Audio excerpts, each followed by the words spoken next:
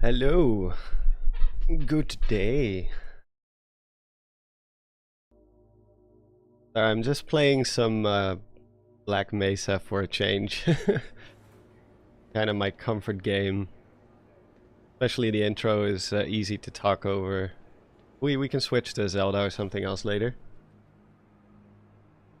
Hello, Gossip Geist. Hello, Black Links. Good morning and welcome. How's everyone doing? Transit system. Fine evening for me, probably day for you. Required for the security and convenience of the Black Mesa Research. Yeah, what time is it now in the US?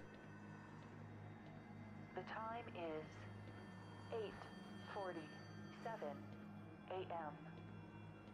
House is Current topside temperature is 90.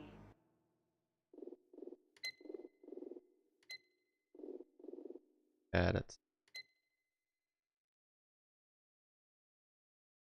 half. Whatever. 3 That's degrees. better. With an estimated high of 105. How am I doing? I have not been too great. That's one reason why I haven't been uploading very much. But we'll get into that in a moment. I'm doing better now, but it hasn't been a great week for me. 8:45.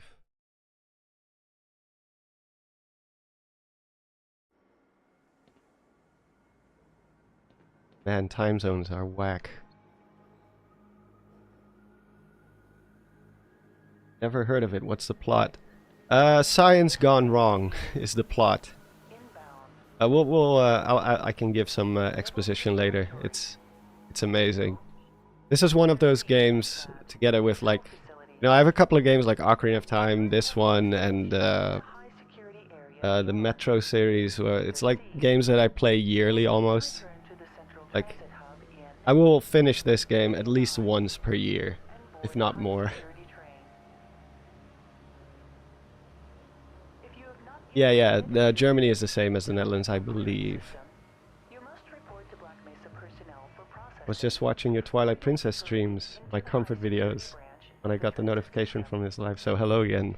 Oh, that's great to hear that someone actually watches my streams, because I never get the impression that a lot of people watch my streams. Because I'm not really like the most entertaining streamer out there. I'm very bad at multitasking. High toxicity of material routinely handled. Metroid Dread is goated. Oh yeah, for sure. Smoking, eating, or drinking are permitted within the Black Mesa transit So system. as you can see, we are in a secret like Area 51 type of science facility in the middle of the desert. I don't remember exactly which desert it was. Could be the Nevada desert, or like somewhere up in Utah or whatever, or New Mexico maybe, since we're kind of like an Area 51 type of deal. Please keep your limbs And they are experimenting with portal technology, and then they accidentally open up a portal to another dimension, and all kinds of alien creatures start spilling over from this border dimension. passengers are to remain New Mexico? Okay, cool. So they really did take a page out of the Area 51 book. disabled personnel should be Half-Life has one of the best lore. stay away from electrified rails. It's so cool. It's too bad Valve doesn't really keep up with it Arrives. all that much. But who knows, maybe that's for the best. This is actually a fan remake of the first Half-Life. It's the original story, but they totally rebuilt it from scratch. What did I think about Echoes of Wisdom? Very good. Very, very good. I had a lot of fun with it. It's nothing groundbreaking, I think. It's just a really fun game. And sometimes that's enough. It doesn't always... I was also not mad that it didn't take home any awards at the Game Awards. I was like, yeah, that's actually fine. Valve really likes to use Half-Life as the benchmark for new video game technology. That is absolutely true, yeah. You can see that with the VR that they did with Half-Life Alyx. The Combine in Half-Life, the concept and threat is really cool. Oh yeah, for sure. The Combine is probably the most scary alien invasion ever. The opening to this game is really long. You're just sitting on this train, and it I think it's very immersive, and it's very ballsy to have a game that just doesn't open up with action or huge story elements or whatever. You're just taking in the scenery. It was very, very innovative for its time. Yeah, it took the Combine 7 hours to take over Earth. But the Combine are technically not in this game. They came up with the Combine later. There are hints that there's something bigger, but they didn't really flesh that out until Half-Life 2. And I'm stuck again. There we go. But yeah, the last week or so, and also some time before that, have not been very good, and I've been struggling with my health quite a bit. Which is really bad timing, because I really wanted to do more content for December. I was really planning on doing some more videos. I really wanted to get back to the grind, and I think I was even aiming for at least 3 videos this month. But unfortunately something happened which was something I've never experienced before, and it scared the crap out of me. I'm doing better now. So basically what happened is on Sunday last week, so a week ago, I woke up, and usually sometimes my dog will be barking at the sheep outside, and then I'll just instead of going down, I will just go to the window and open up the window to tell him to calm down, and usually he does. And this one time I shot up from the bed, I wanted to walk to the window, and suddenly everything started spinning. My whole world started spinning like crazy, like vertigo, I think they call it in English.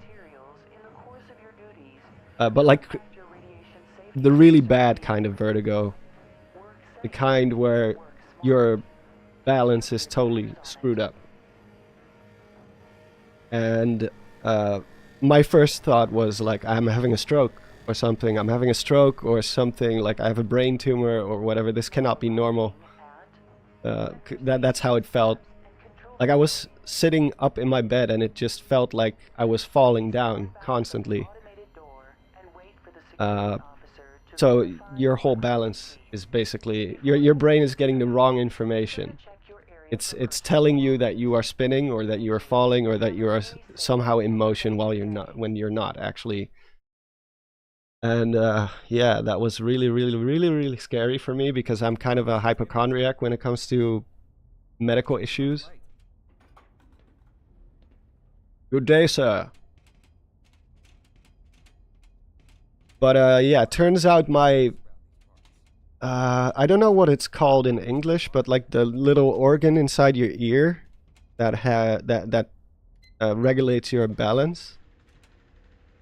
Yeah, it is my ear. It's not an infection. So apparently the way it works is your brain, like inside your ear, there's that little organ, and it has like tiny little crystals inside of it, and those crystals are aligned in a certain way, so that they can give you the right information when it comes to like your orientation. And for some reason, I don't know exactly how it happened, but those crystals got misaligned. So my brain was just getting the wrong information. And later I found out my dad had it too one time. And it's getting better now. It's not completely gone yet. Usually when I wake up in the morning, I still have it a little bit, but it's not nearly as bad as it was in the first few days. I couldn't even get out of bed. I didn't dare to walk. It was absolutely terrible. One of the scariest things I've ever experienced in my life. I genuinely thought I was having some sort of stroke or something. But apparently it's just something that can happen. Would you look at that? Freeman actually did show up for work this morning. Looks like somebody. I don't remember where to go, even though I play this game all the time. Morning, Gordon. I've already made plans. But don't worry. You can always attend the next convention. Someone with chronic vertigo, I feel for you. Mine is from a different source, but it still sucks. Yeah, it's terrible. My mom has the chronic version. My dad had the version that I have, which is just a spontaneous misalignment. I think in my case, I suspect that it has something to do with the fact that I sometimes fall asleep with earphones in, with my little earbuds in, because I like to listen to audiobooks or to Lord of the Rings lore or just something. Got the wrong airlock, Mr. Freeman. You know I Oh, can't let you. the wrong airlock. But it may have caused some sort of pressure in my ear, some, you know, no air flowing into my ear for the whole time I was asleep. And I guess that's what caused it. Is it permanent or does it go away after some time? It does go away at some point. Nothing like the morning of a big test. Rick, I'm not paying attention. Oh, talk to the person now. Indeed. Gordo, Quite you're on invigorating. sundial. Turn up the volume just. But yeah, that kind of threw a spanner in the works for me. And it's only been since about yesterday that I got comfortable enough to We need you on get sundial. back to actually Up to it. sitting behind a computer again. Always sleep with music on. Yeah, well, apparently that can cause trouble if you're not careful. If you do it like I did, You're living then it can potentially cause a problem. No, I need to go that way. You should focus on inventing something new and unique. What genre do you think Zelda needs to approach next to freshen up the franchise? I don't necessarily think they have to change genre. I'm gonna mess up this guy's casserole real quick. Hold on. Good heavens! What the hell?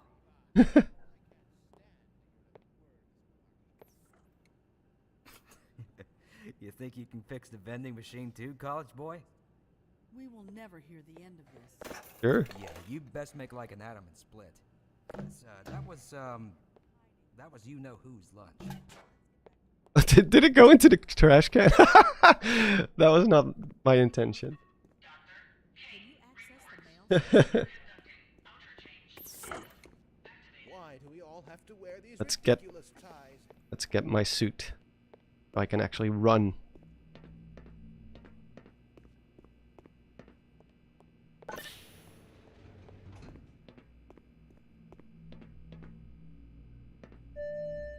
Welcome to the HEV Mark IV protective system for use in hazardous But yeah, conditions.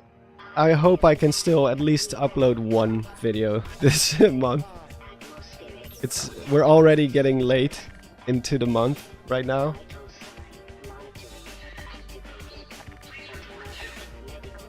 What am I running this on? A 3080 Ti, i9 Extreme, 64 gigs of RAM, soon to be 128. But I'm looking to upgrade soon. I'm skipping the 4080 series, the 40 series. I don't think the upgrade is big enough to spend that much money on it.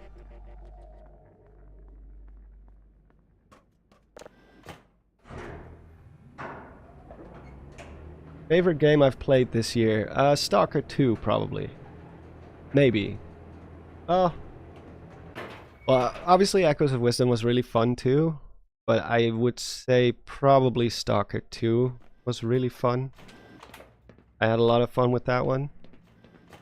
I really took some time off in November to play that one because I was looking forward to Stalker 2 so much. We should harness the remaining Go Ukraine. Yeah, it is in Ukraine, What's up, yeah. Doc? I have a soft spot for liminal spaces and urban exploration, that kind of stuff. And Stalker has that in spades. So Ah, Gordon, there you are. Nice of you to finally join us, Doctor. We've just sent the sample down to the test chamber. We've boosted the anti-mass spectrometer to 105%. Bit of a gamble, but we needed the extra resolution.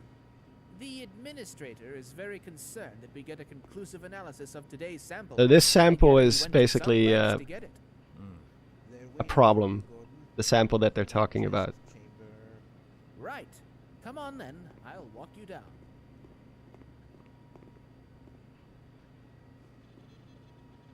Eli has been busy making last-minute preparations for the new experiment.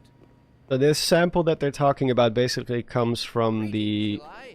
the other dimension that they've opened up, which we didn't know about because that's above our pay grade. I'm glad you're here. These last-minute changes, they're a bit strange to just... Oh! It's about to go critical.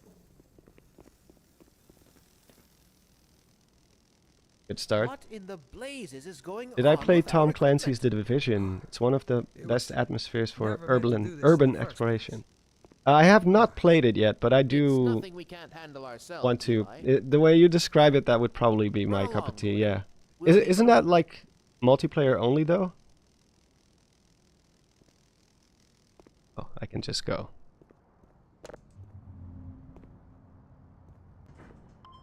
I can explain a little bit more of the lore later, after this opening sequence.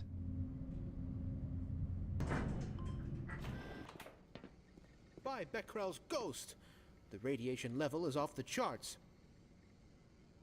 Maybe we should cancel the experiment, yo.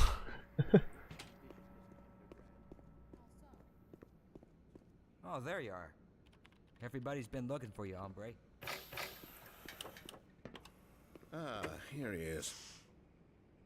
I'm afraid we'll You can be play it solo, deviating a okay. bit from standard That's good to analysis hear. procedure today, Gordon. Yes, yes, but with good reason. This is a rare opportunity for After us. this opening This sequence, is I the will purest sample we've seen yet. And potentially the most unstable. do some As long as we follow standard insertion some small procedures, everything will exposition. be fine. Because if you don't know this series, it can be a little bit Although I confusing will in the admit beginning. the possibility of What the a heck is reference going on? cascade scenario is extremely unlikely. I just don't feel Gordon doesn't need to hear all this. He's a highly trained professional. We've assured the administrator that nothing will go wrong. The official voice actor for Gordon. You're right. Gordon, we have complete confidence in you. Well, go ahead. Let's let him in now. Well, this is one of the greatest stories in terms of fan projects ever, probably. And the fact that it got greenlit by Valve itself is crazy. You really see the difference in mentality when it comes to the way they handle this stuff. Valve is very much the polar opposite of Nintendo. Everything seems to be in order. All right, Gordon. Your suit should keep you comfortable through all this. The specimen will be delivered to you in a few moments. Now, if you would be so good as to climb up and start the rotors, that way we can bring the anti-mass spectrometer to 80% and hold it there until the carrier arrives.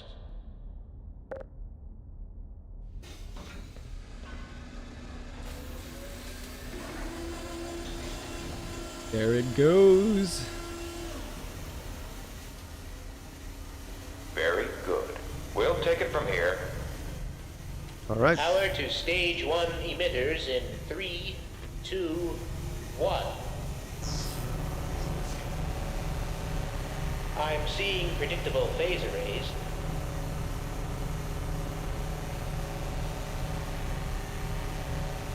Stage 2 emitters activating now. Gordon, we cannot predict how long the system can operate at this level, nor how long the reading will take. Please, work as quickly as you can. Roger, that's Overhead capacitors to 105%. It's probably not a problem. Probably. But I'm showing a small discrepancy in... Well, no. It's well within acceptable bounds again.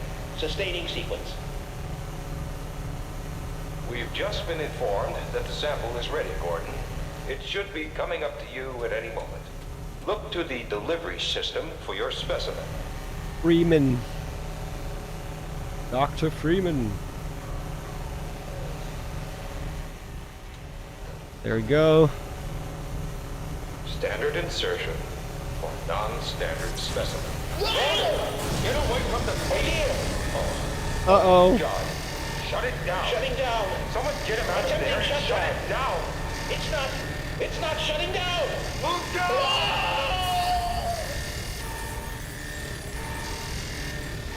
That's not good.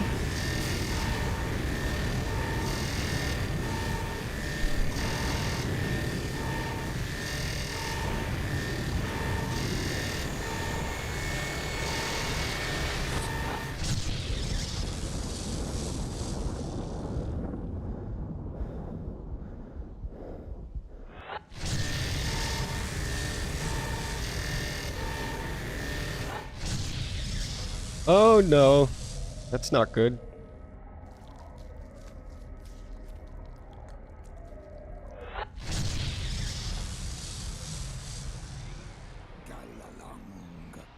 I'm sure it will be fine.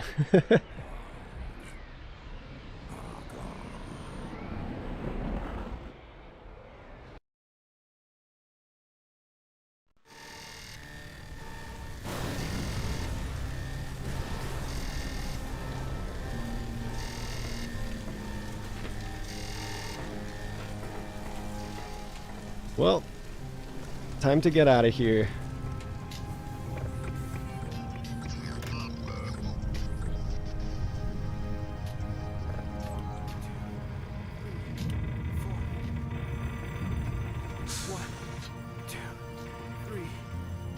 Come on, you can do it. Come on, you can do it. You can do it. Damn it. Breathe. 1, 2, 3, 4. 1, 2. Let me help. Damn it. Oh, 1, 2, I think if you wait long enough, he will actually revive him. 1, 2. He's not moving anymore. Pretty sure he does actually succeed. 4. 1, 2, 3, 4. I believe in him, yeah. 2, 3, Let's see. 4. No? Damn it. Uh-oh. Breathe. 1, 2, 3, 4.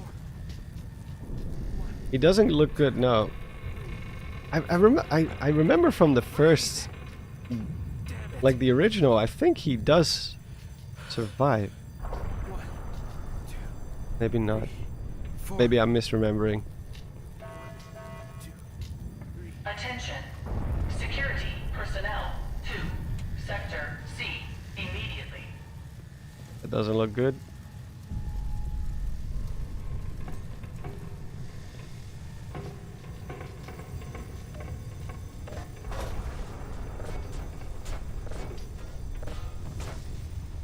Yeah, the coolest thing about Half-Life is the narrative is, it all plays out in, or most of it, like 99% of it plays out in real time, so you can just move and look around and stuff. You don't have to engage with it at all. You don't want to.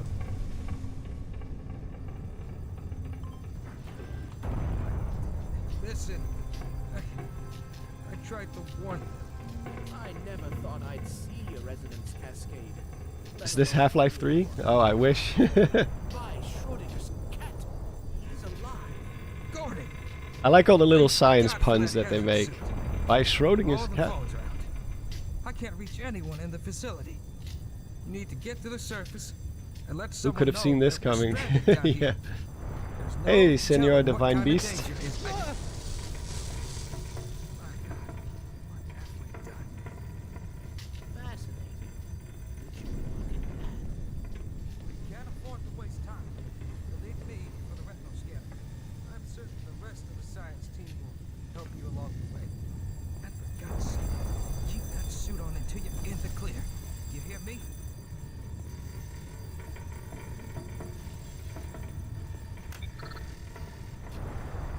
Thank you, good sir.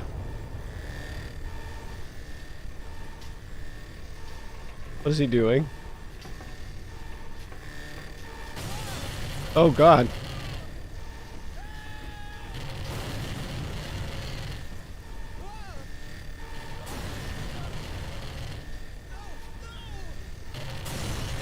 Oh, okay.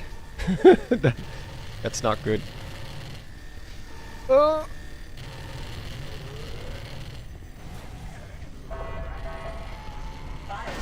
Warning in sector B and C.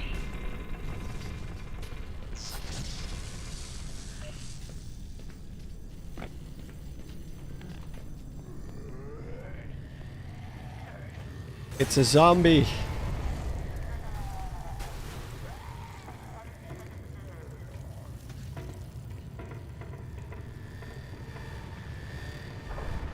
That's probably not something I should touch.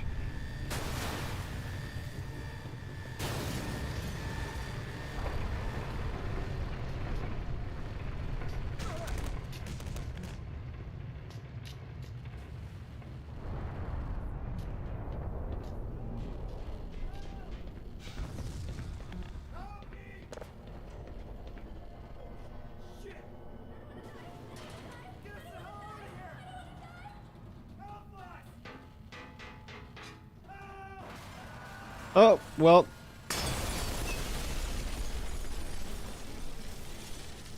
Was that me? Because I pressed the elevator button?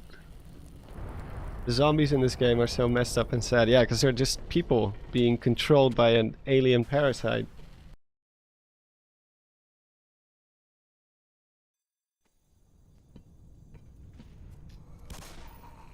Gordon? Gordon! Man, am I glad to see you.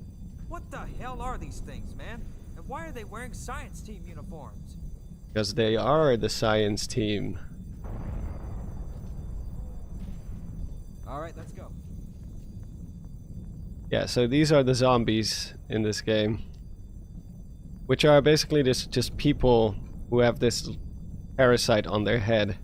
It takes over their brain function. Just the thought. Uh-oh. Here comes more of those things.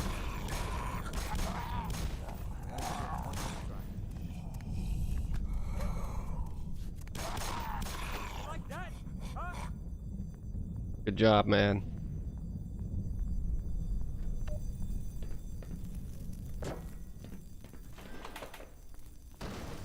Jesus, this place is in bad shape. Can I get in here? Yeah. Uh-oh.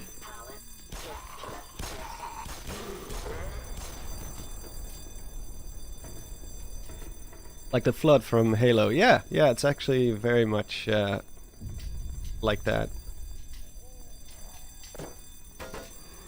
I've never played Halo, actually, but I do know the lore.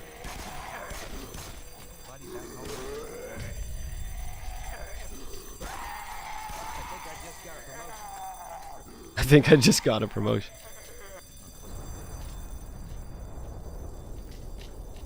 Ow. Ooh, that's smarts. This shit is something out of a sci-fi movie. Hey, you be careful in there, Doc.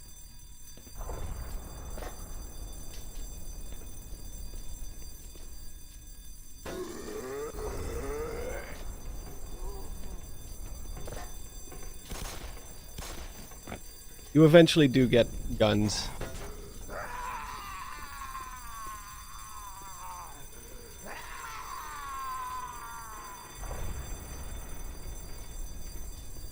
Yeah, I heard Halo is really good, but I was never an Xbox guy when I grew up, so I never really got into... You know, I was never in the position to play it, and I guess now I would be, but...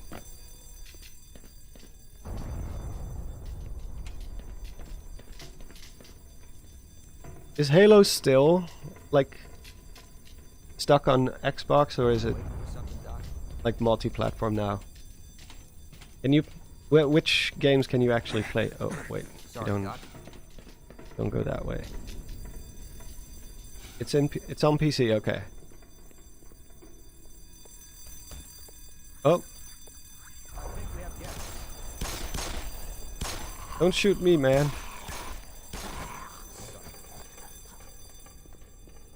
But yeah, I'm gonna try to at least get one video up this month to I also have a collaboration with Bandit planned, and last time I met Zeltic we also talked about doing something together. Oh, he's still alive.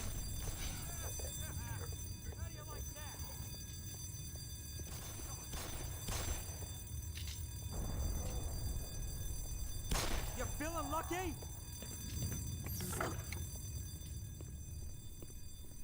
Still on Xbox and PC, but there are rumors that PlayStation could get it someday. Yeah, we know those promises. Go this way. Some help, please. No, don't kill him. Well, I could take his gun if he dies.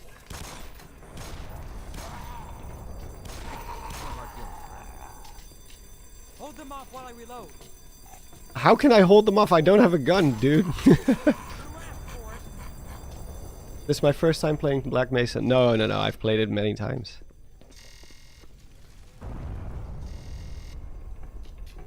This is my comfort food. Little help, please. Like that? Good job.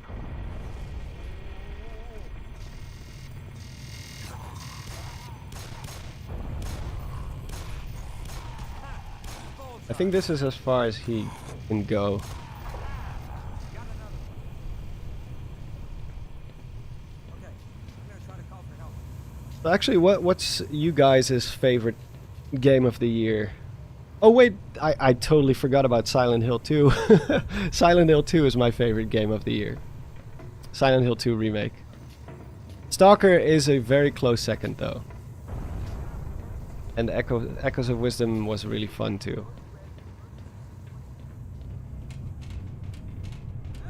Oh no. Well, he did. I don't think we go this way.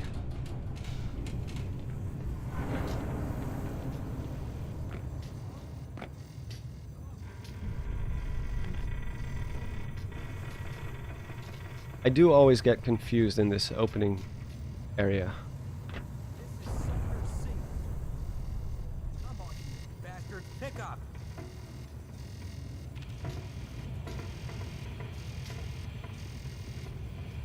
Is anybody reading me?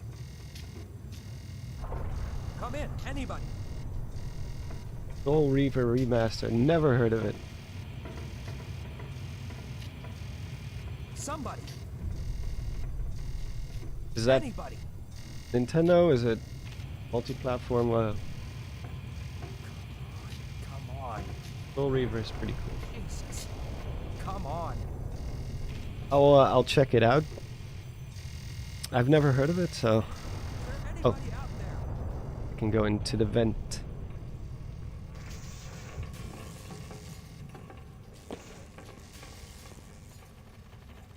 We finally have a weapon. Not a gun, but oh god.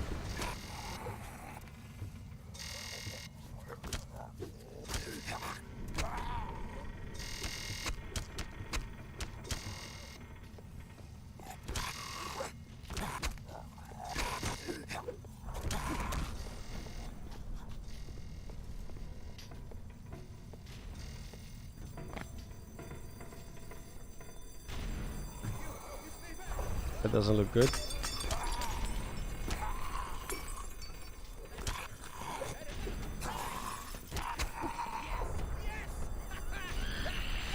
Oh.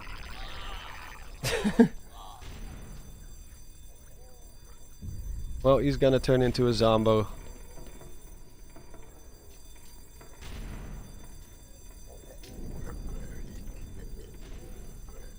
Blue screen of death. Happens to the best of us.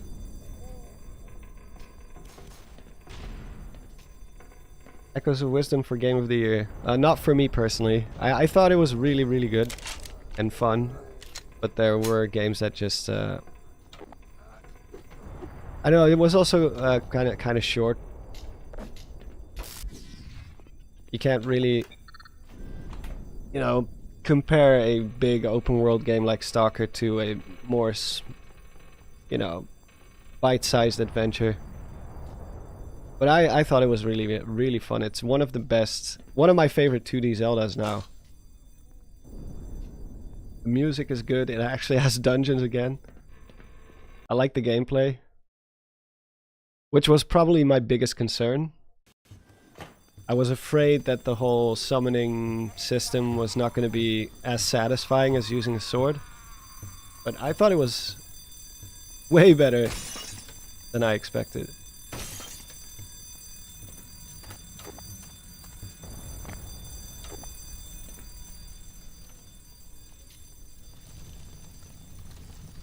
Well, that's not the way to go.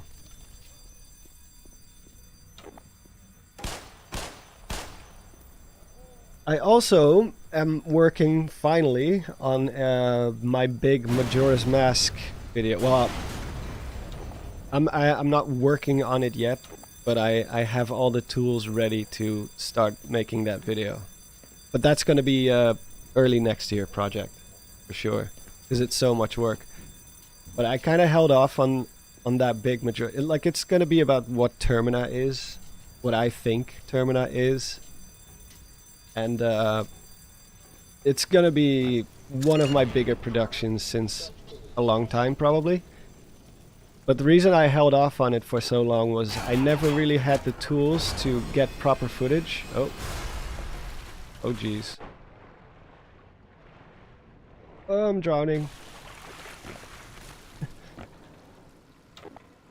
But yeah, I finally have all the tools I need to make it. So I have, I wanted to do the original N64 version instead of the 3DS version, because I did notice that a lot of people have been saying, like, if you're gonna do theories about Ocarina of Time or Majora's Mask, I would prefer to see the originals instead of the remakes, which I do get.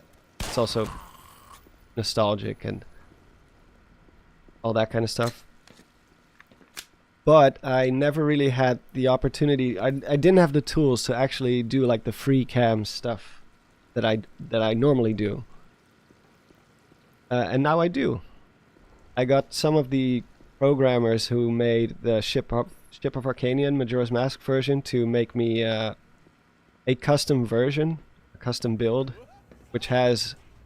There was always a debug camera in that in that build, but it wasn't good enough. It was too sensitive. So I hit up some of the guys who make the Ship of Arcanian port of Majora's Mask. I was like, hey, can you guys just tweak a few variables maybe, so I have more control over the camera? And they were kind enough to do it. Yikes. So I finally have what I need to realize that video.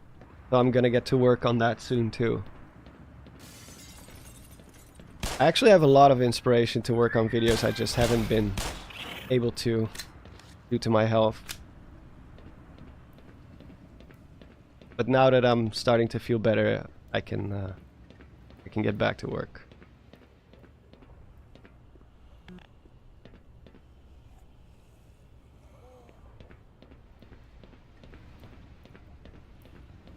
I think I missed the G-Man.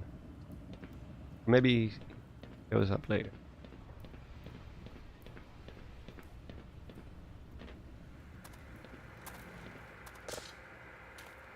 Full on health. We go down.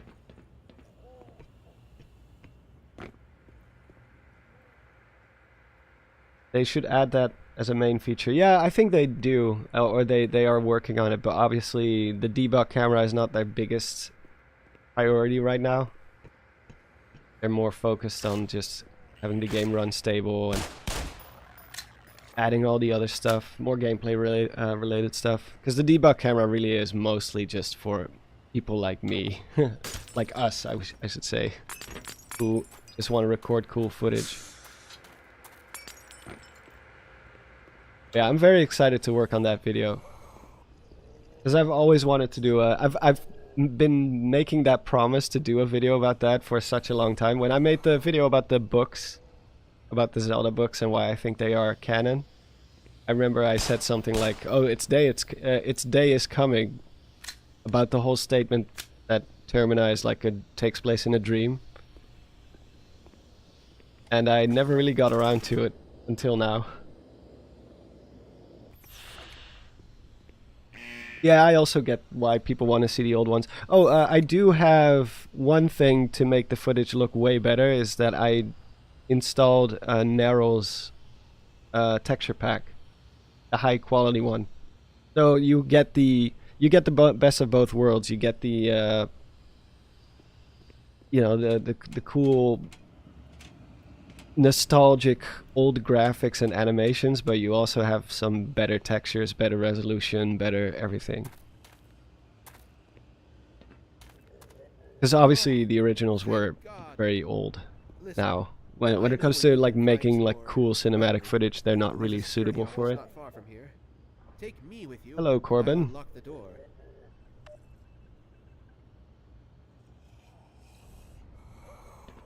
The ray tracing update.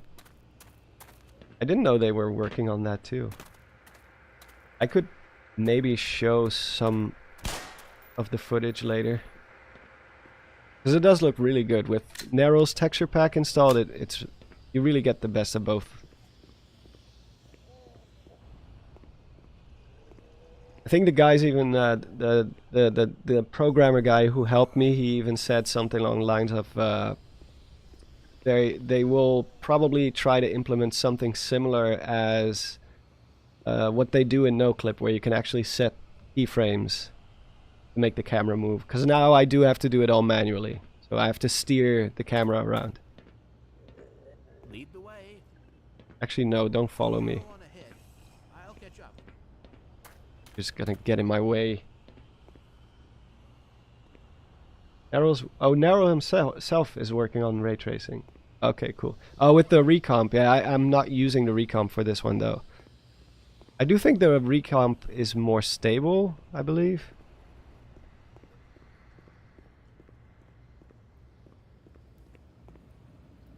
Did I change something? Yeah, I did. I think this one opens up now, right? Oh, no, not yet.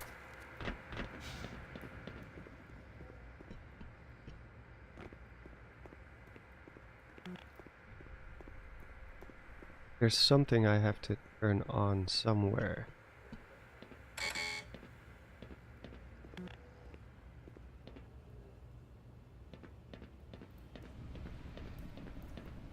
But yeah, it's gonna be a very fun video. I also made some, I can actually show that real quick. I'm also working on a video on Null. Villain Null. But unfortunately, Bandit, formerly known as Mask Nintendo Bandit, he coincidentally had the exact same idea. So hold on, let me quickly grab. Should have them here somewhere. Assets. Yeah, so I made a quick 3D animation. I already have all kinds of footage captured of Null. So all the inside of his body and stuff, and this video was supposed to go up right before I got the issues, my health issue. Actually, where is my 3D animation? I guess under 3D. Oh no. Render as After Effects. Oh yeah, here. Like, I wanted to make a visualization of Null's body. Because he's kind of like, his body is kind of like just this dark mass, like a black hole. So I just decided to make my own interpretation of it, sort of. So this is the footage that I wanted to use. I've got some close-up stuff just so I can put text over it. And then I think I have one of the planet, because he's like in the center of the planet, so the Earth's core is basically null. I think that's here. I had one with his weird masks that he wears during the final fight. It's a little bit crude in terms of texturing, but so I've been working on that as well. So I haven't been sitting still completely, but I just didn't get around to finishing up actual stuff. Because as you can imagine, it kind of took its toll on my mental health a lot. This whole uh-oh. Uh-oh.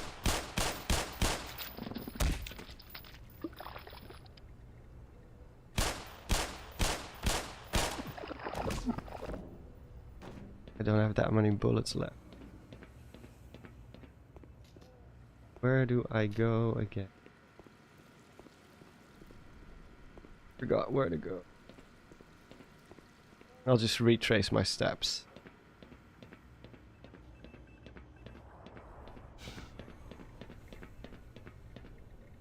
Yeah, later on I can quickly give you a sneak peek of what Majora's Mask is looking like right now. I need to turn on one more thing because these two are green, these are red. So there should be one more switch somewhere that I have to turn on.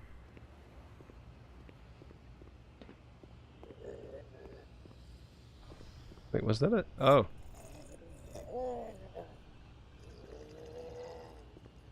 Huh.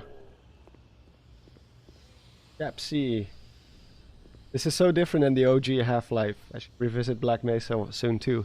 Yeah, or you can play Blue Shift, because they've been doing a lot of work on that one too. It's not finished yet, but they did add the first Zen levels, which is really awesome.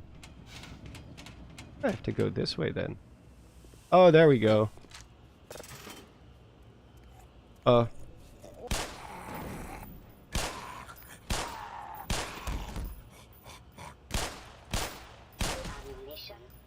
And there goes my bullets.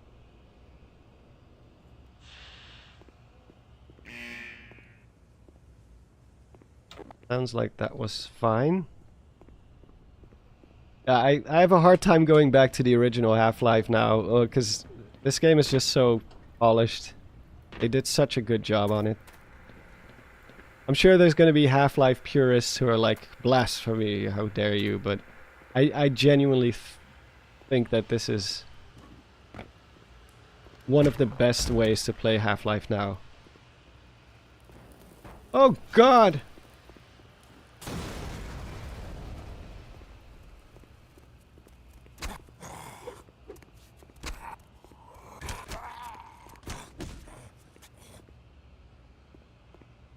Did you do this in Blender too? Oh, the animations. Yeah. It's all Blender with a little bit of post-processing, post-VFX stuff. Uh-oh, that's not good. Oh, I don't have a gun. Better get out of here. Ugh. I have nothing to defend myself. I think that's a Vortigaunt coming. I guess it's a matter of having it played so many times back in the days. Yeah, of course, nostalgia. It's the same thing with Ocarina of Time, the original, versus Ocarina of Time, the remake. I prefer the original.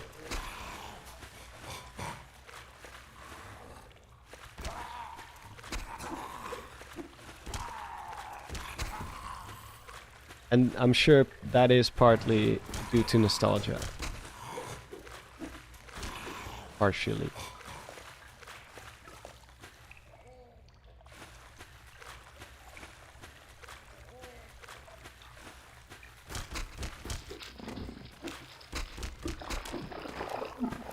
Oh, bullets and grenades.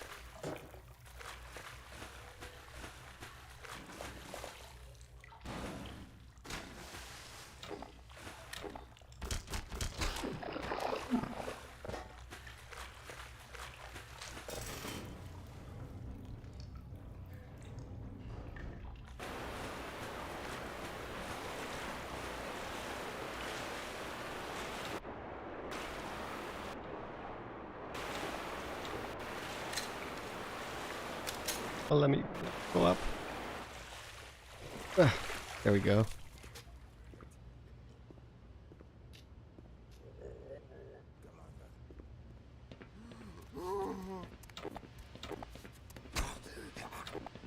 Hi. Ammunition depleted.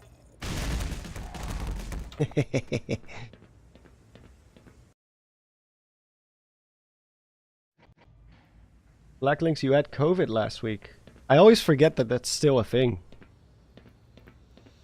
Granted, the new variants are a lot more mild, but it's still annoying that it's still among us.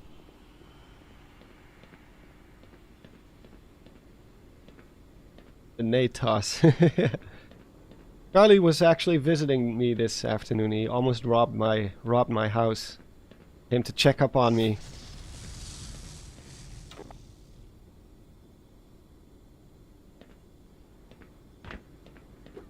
Come on, you chicken.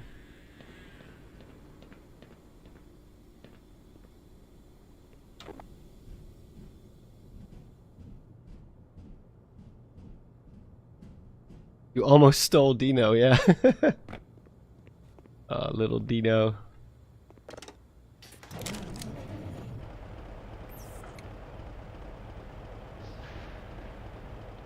Go.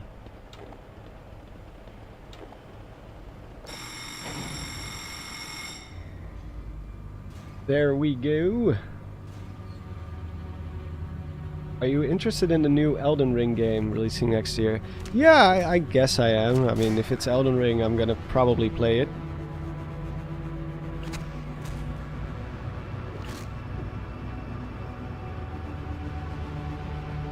I'm not too big on the idea that it's multiplayer, but apparently you can also play it solo. So, and it has like Chalice dungeon type of environments, which is obviously very cool. Actually, Charlie, we should play Elden Ring together. The new game that's coming. Reign of Night, or whatever it was called. Where is it?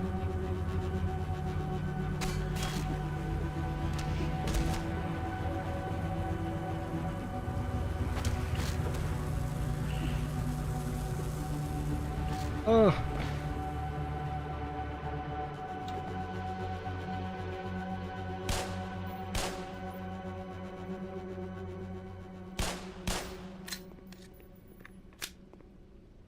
You can play solo, yeah. Night Rain, that's what it was. Not Reign of Night.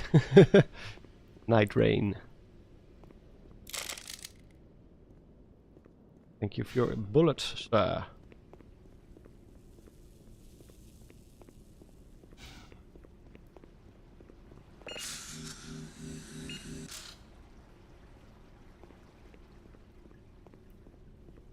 I skipped the Game Awards this year. I really felt like my sleep schedule was more important. Especially after everything that happened. I really need to give my body a break.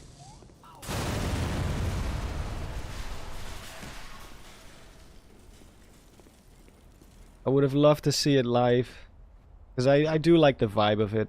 But it just wasn't for me this year.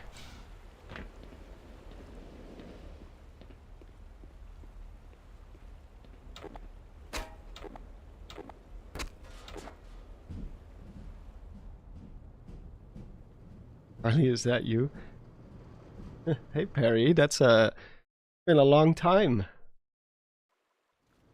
A very long time. How's your streaming career going? You still doing that, or?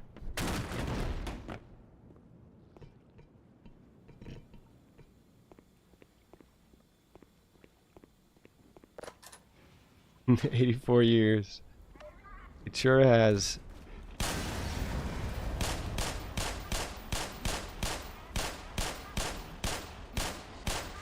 God, these are indestructible.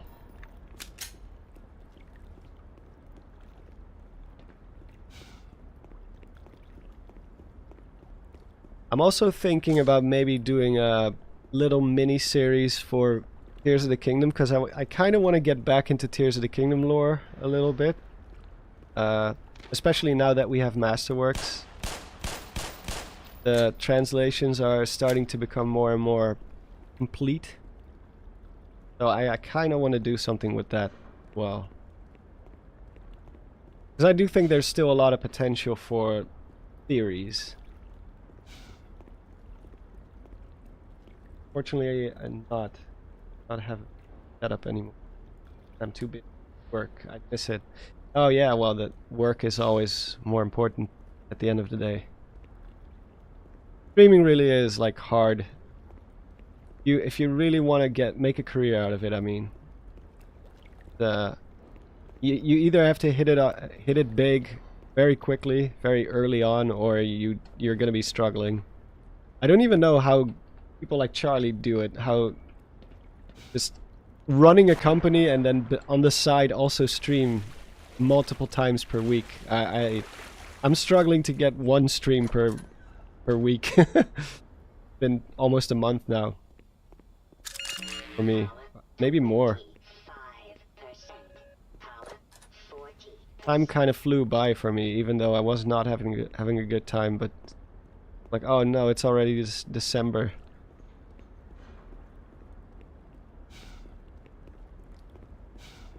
I'll probably do a community post about my situation because I don't want people to think that I haven't been able to work because of laziness or whatever. Granted, I did take November off for the most part to play Stalker 2, but that was already on my schedule to begin with. I knew I was going to take some... I do that with every big release that I really look forward to. I did it for Elden Ring, Shadow of the Earth Tree as well.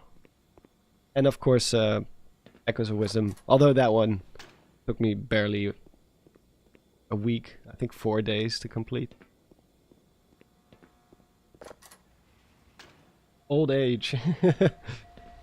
It does suck, because I used to be indestructible. I was never sick. I never had any issues. I didn't have any mental issues. I was just having a good time, and now suddenly I keep having these stupid moments. It's like, oh no, not again. First I had my IBS, my irritable bowel syndrome thingy that I got diagnosed with last year. And now this weird thing with my ear. Sucks getting old. Hoo-wah.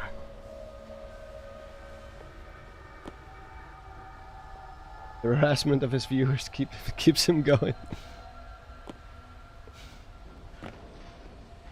I did miss working on content for the past few weeks a lot. I just enjoy doing it so much, but sometimes I'm just not in the position to, or I just don't have inspiration. I just need to take a small mental health break. I've also gotten a little bit more critical about my video quality than I was when I first started. Tough being near your 40s, to be honest. Yeah, it is. It is. I'm gonna be 40 in 3 years, and I already notice a bit of a difference in my energy levels, in what I can handle. Like I went to meet with Zeltic and Dr. Wiley last week. Not Sunday, but like the Wednesday before. That's about 1.5 weeks ago. And I didn't drink much at all, but I already felt it the next day. Like I had a very, because I had to, I always have to, for my IBS, I cannot drink too much alcohol in general.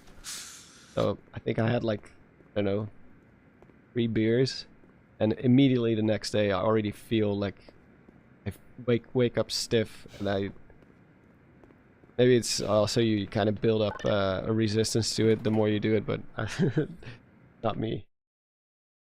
Back in the day, I could easily drink like 8 to 10 beers and then just go to school the next day and nothing. Just feel fine. How is that possible? Now I'm like a wreck the next day.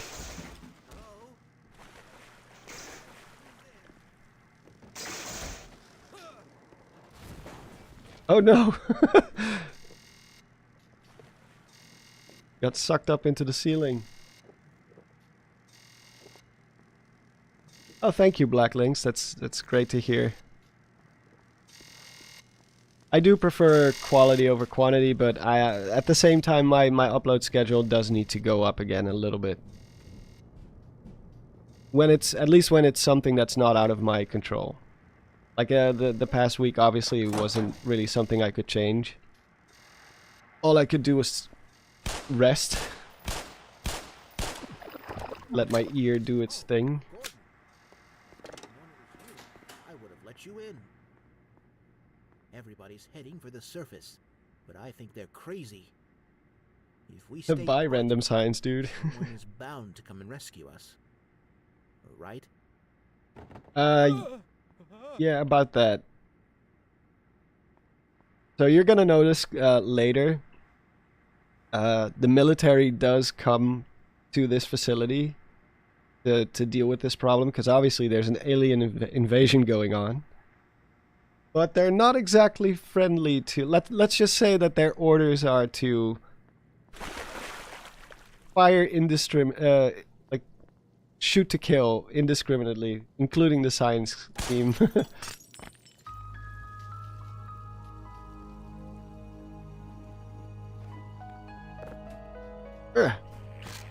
Oh god.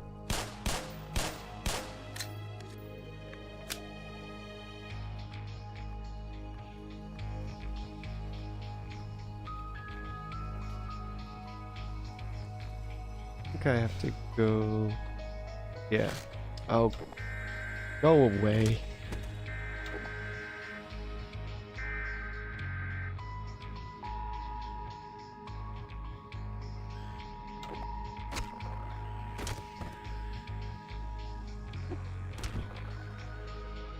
I think I have to go back.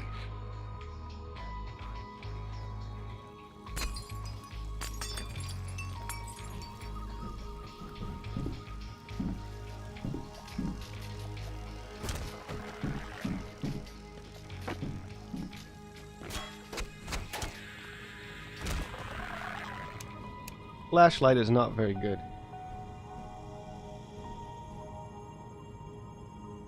Gossip guys, I suddenly started having heartburn constantly as I've gotten older. Very annoying.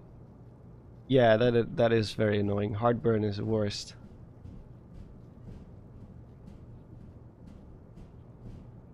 You could potentially look into your diet, because I do believe heartburn can be like, it's like my IBS. If I eat the right things and live the correct life, then it's almost negligible. As soon as I start eating things that I'm not supposed to eat, or drink alcohol, or, you know, stuff like that, then it gets exponentially worse.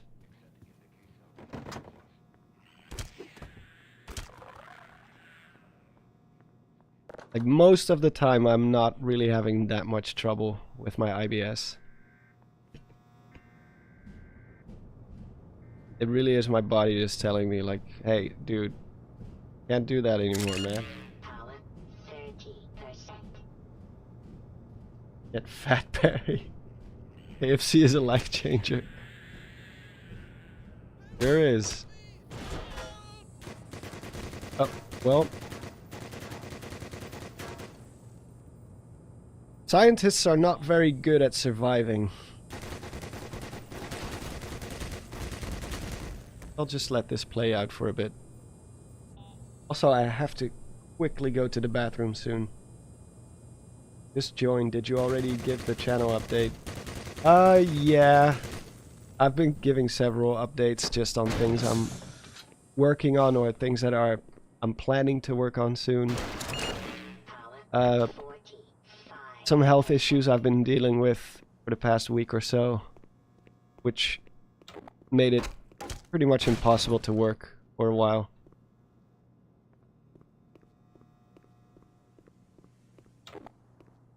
We have to take a quick bathroom break soon. Oh shoot, I forgot about the gun.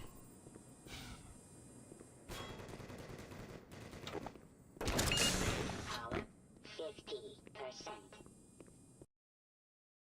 Oh. But yeah, there's plenty of stuff on the way. It's just gonna be... December is not gonna have as many videos as I planned to do, unfortunately, You first. because of said health issue. But I will try my very, very best to at least have one video out this month. Because I also just want to, you know, there's people who support me on Patreon and here on YouTube with my... I think I do owe it to people to at least give it my best shot.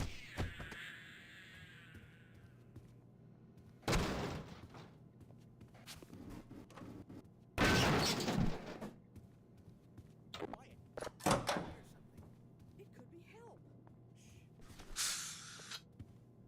Rest in peace. Happy trails, you poor bastard. Oh, well, didn't Sorry, mean Doc. to do that. Oh, he's actually following me.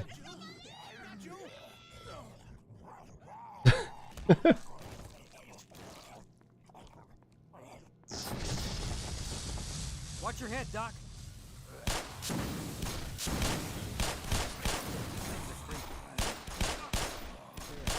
Doctor in the house.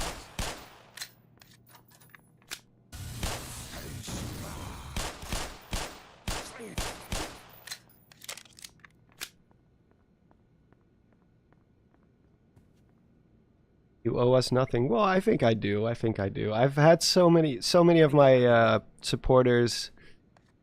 They've been so loyal. Even when I don't upload for a month or something, they're still there to support me, and it's just the best feeling ever. It really motivates me to keep working, Let's get moving. keep doing what I do. Just nice to know that people will still support you even if you are going through a little bit of a tough time and you cannot provide the content that you want to provide at that moment. It warms my heart a lot. Why must the science team suffer like this? Well, they're the ones who were experimenting with this stuff.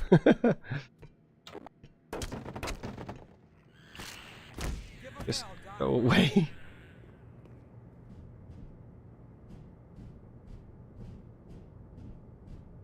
Rude. These guns feel like the Portal turrets. Well, it's from the same creator, so that would make sense. Same engine, too.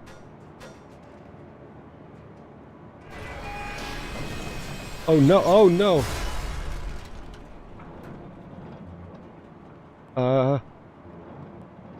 They're gonna fall?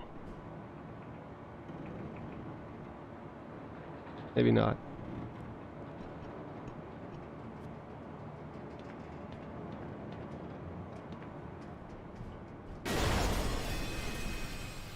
Okay, it did. You're gonna see a lot more of that, Corbin. Moment. Ooh. Shotgun.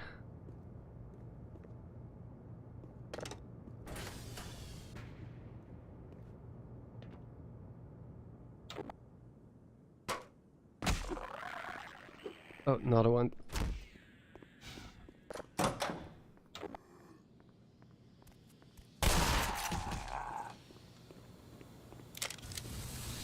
Oh no.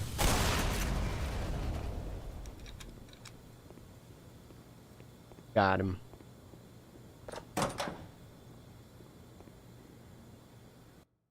Yeah, I gotta take a quick break. Then we'll continue. And we can also switch to a Zelda game later if you guys prefer that. Goron Merchant says, "Hey, Maze, curious if I have a similar issue that I got every time I look at art from Tears of the Kingdom. It feels so stale compared to Breath of the Wild. The art?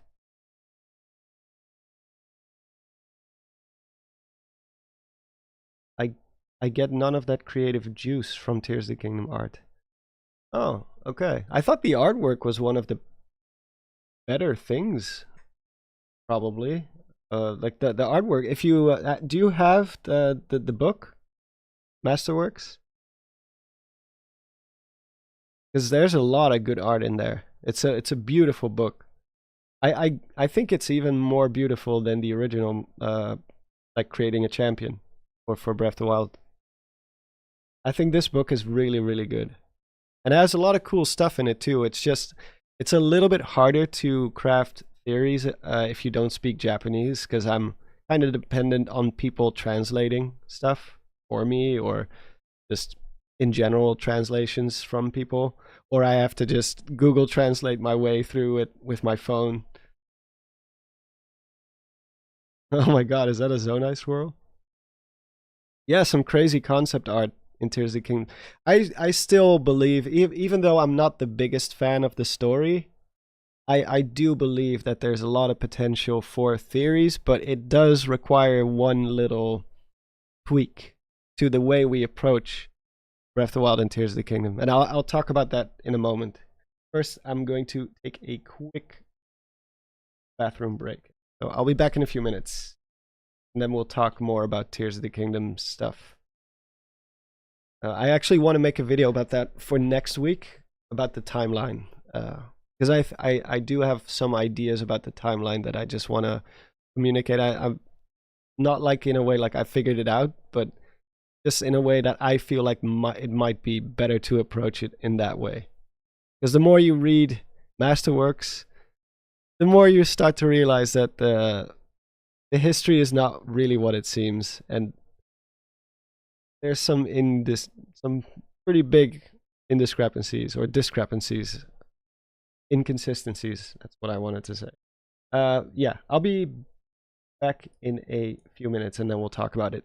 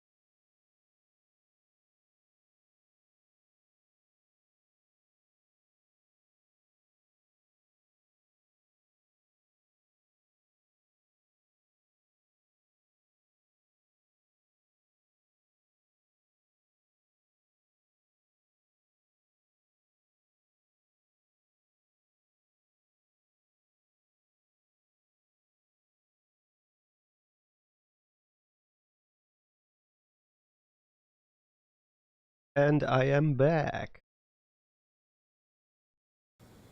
So, yeah. Let's see what everyone has. By or actual confirmation of who Zelda's would have made Tears of the Kingdom worth waiting 6 years. Yeah, there are definitely some things they could have answered, for sure. But I guess they didn't want to. What are you still doing down here? Get topside. Yeah. Your troops are coming in to save us. They're not coming to save us, buddy. We'll switch to Zelda in a moment.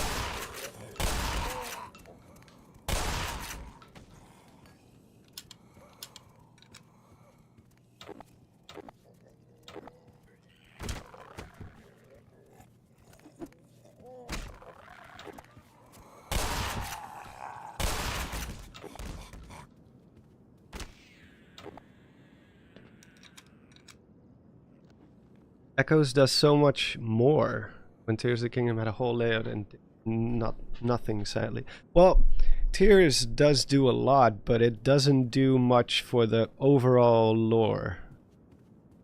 It seemed like it would, but then it just didn't really. It kind of kept to its own continuity.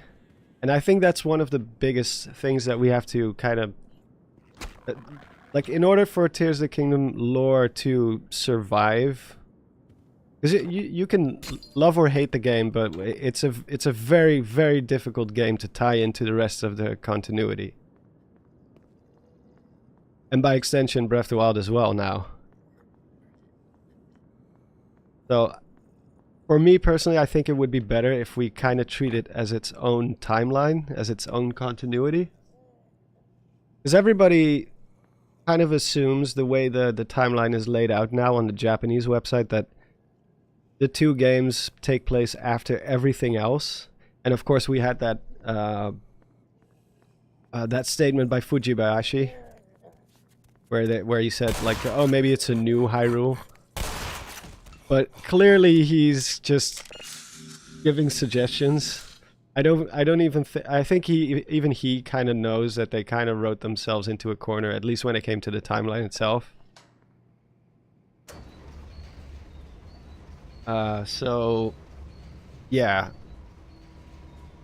If you look at the timeline the way it's laid out, I think it's much easier to just say, hey, it's just a new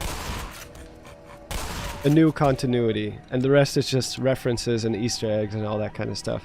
Because when you treat Tears of the Kingdom and Breath of the Wild as their own separate continuity, then suddenly it becomes a lot more interesting to theorize about.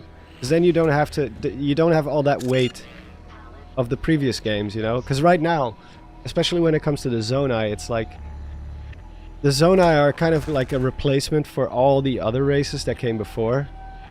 And they just don't mix at all.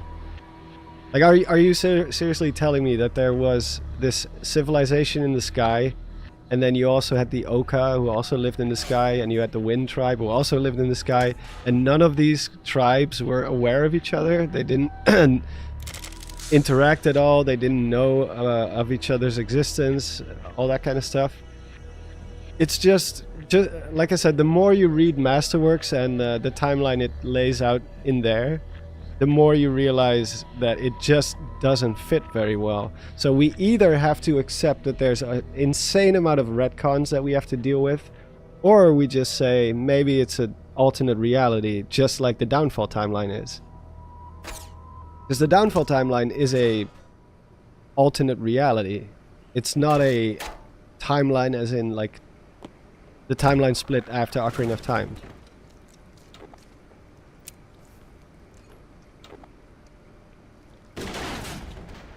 Oh wow, he survived that. Wow.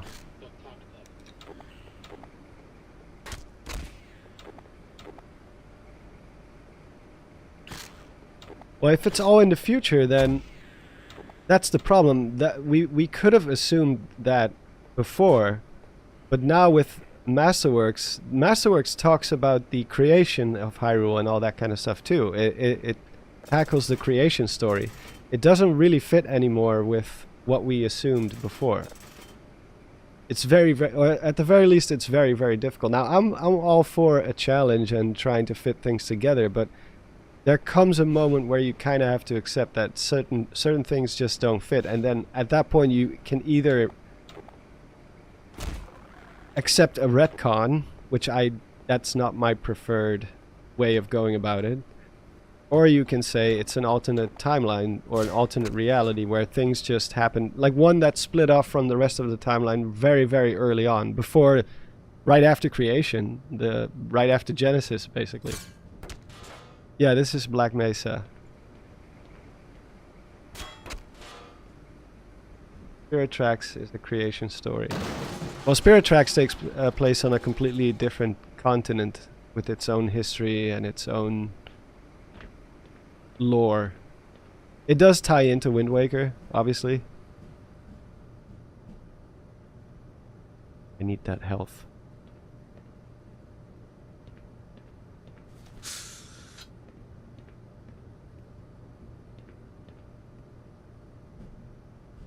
Like, Spirit Tracks actually flows into the rest of the continuity very well.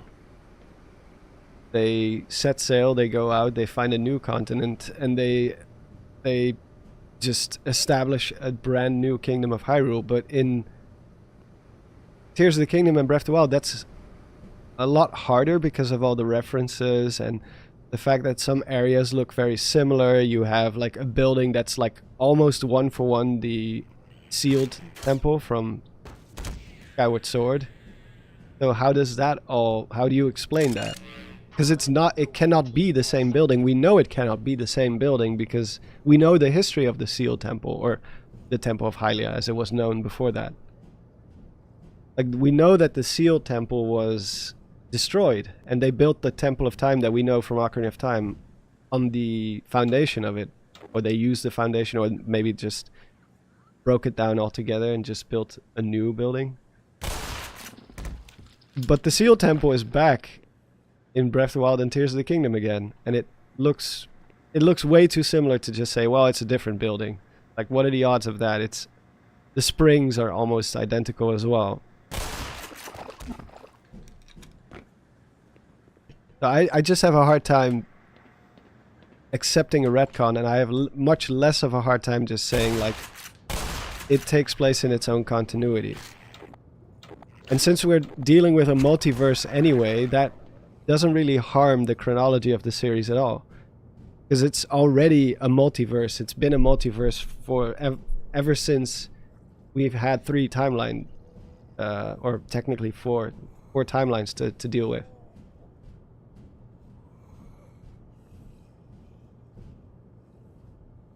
Freeman! Good heavens! You gave me quite a scare. Don't count on the cavalry finding us down here, Doc. We gotta head for the surface. But with all the elevators out of order... It's a recreation. I have not seen that in the translations just yet. I have to... granted, I did take a break from looking up translations for a while, so...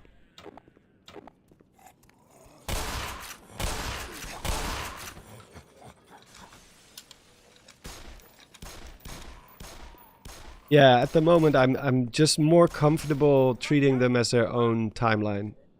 Because then it all makes so much more sense. Why things are so different. Because in this timeline, apparently, Hylians were allegedly like an offspring of the Zonai. But that's not at all how it works. Like, if you know Skyward Sword, you know that's not how it works. We know that Hylians came from the people of Skyloft. It just doesn't fit at all. And we can be angry about that and think, oh, well, the whole lore is ruined. Or we just say, well, it's a multiverse, so we can just treat it as its own thing. Just a timeline where things happen differently. Because apparently Hylia also created the secret stones, but then where were the secret stones in Skyward Sword? Like, everything you read... Oh no. Oh, this poor guy.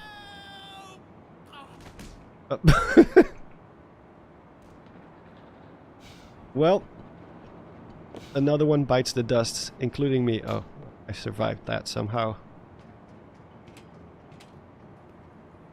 Yeah, it's a new kingdom, or a different kingdom of Hyrule.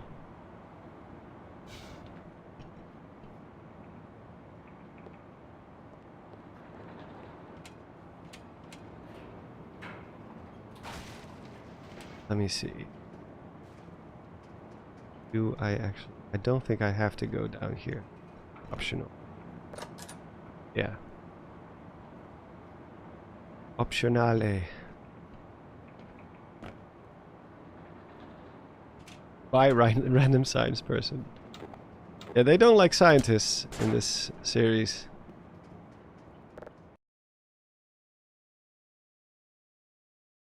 Secret stones were the dumbest name ever.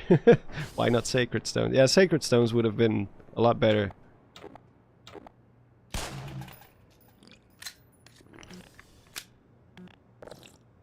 Oh, you can actually drink them now.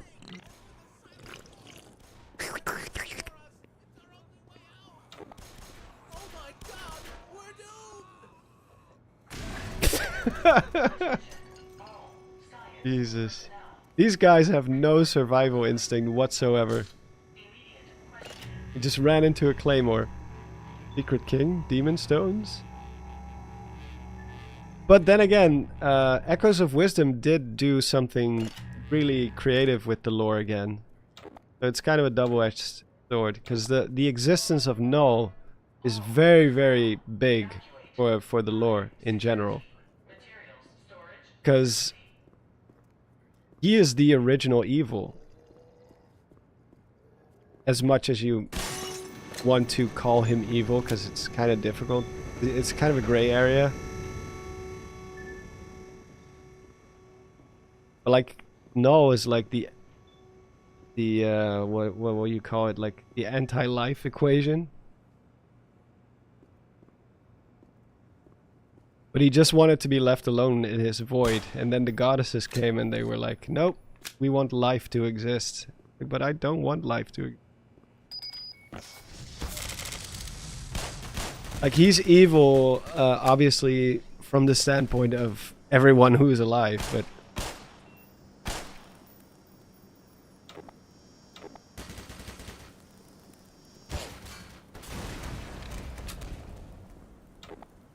There we go.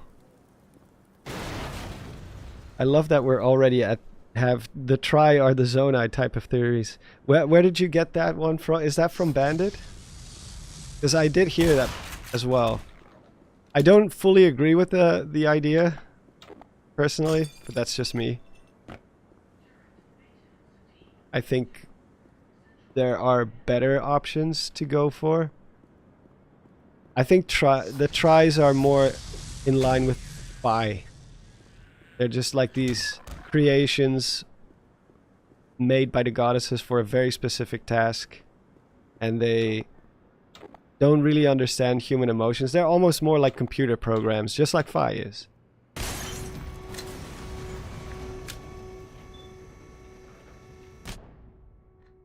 That was a bad idea.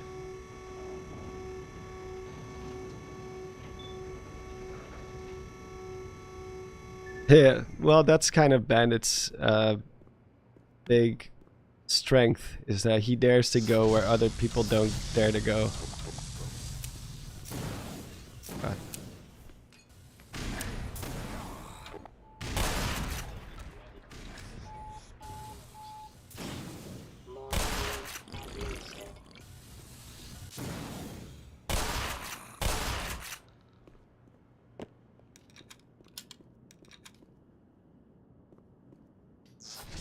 Why was created by... Yeah, exactly.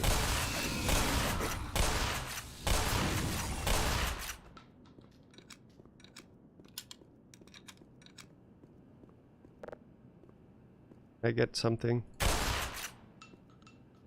No.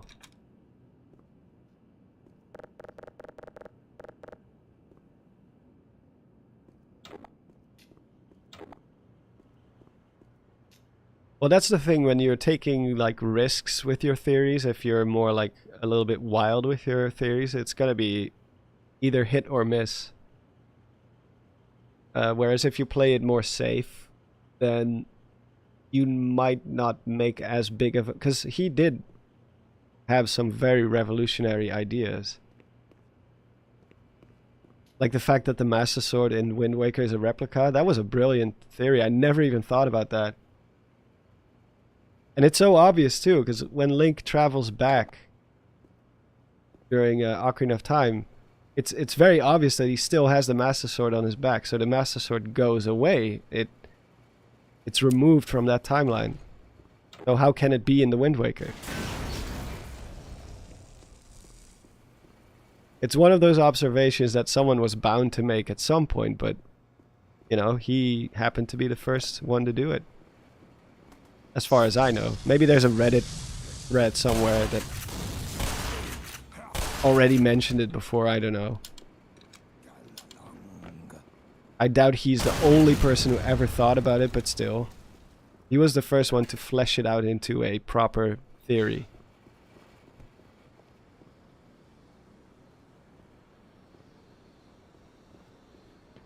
Well, they don't really mention whether it's a replica, yes or no. It's just more like we're supposed to infer that on our own.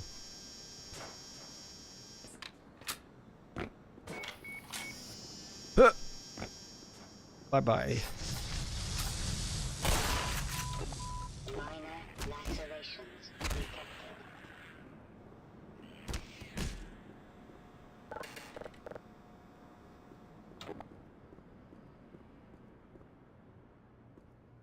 Think. Oh.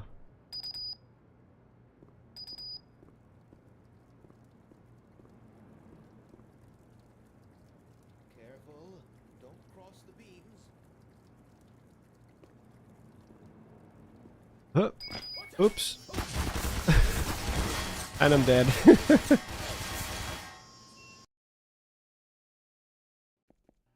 They do in the GameCube version. Do they specifically say it's a replica? I don't remember them saying that. It's just like the Master Sword has lost its power or needs to be preyed upon by the sages. Or prayed to. Dude. There we go.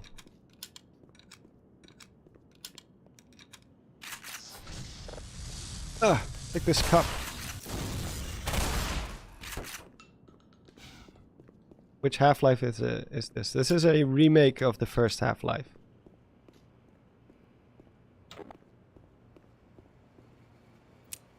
So this is the original story.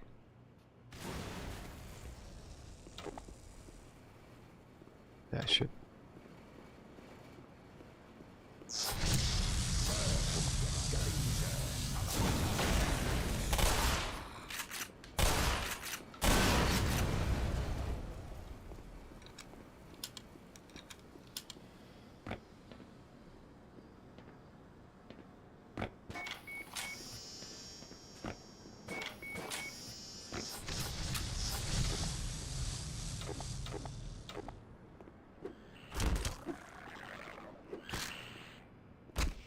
Get away! Yeah, Zen. Well, Zen is the border world that you go to at in the end. It's just called Black Mesa. But Zen is a big part of the story. It's probably the biggest part of the story. It's like a dimension between dimensions.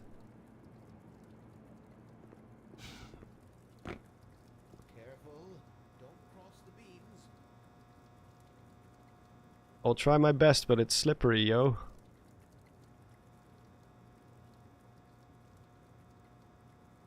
I don't think I go here. Doesn't seem like I have to go here. Oh! Oh, okay. Good day, gentlemen. Will we ever make it out of here? I'll stay here. You say that Zen is like Termina. Maybe? Or like the gap between dimensions that they mention in Ocarina of Time, I guess. Like it's a dimension that connects other dimensions to each other.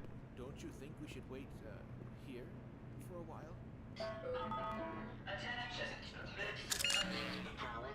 source 5%. But you don't find out about that until like 2/3 into the game. Because right now it's all kind of unclear. Like this whole laboratory is just suddenly being invaded by alien species and everything is falling apart. And then the military shows up and they just start shooting everyone, which you will see right now. Rescued at last! Like here, rescue at last. God, you're here!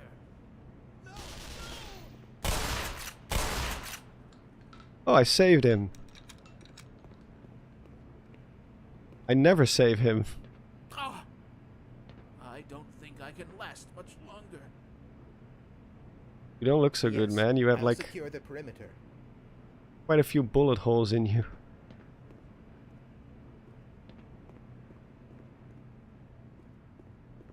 I guess Termini is also a pretty good analogy for it, because they do call it like... They did say it was named after a terminal, like a place from which you can reach other dimensions. Hey Jason X. How are you doing? MP5.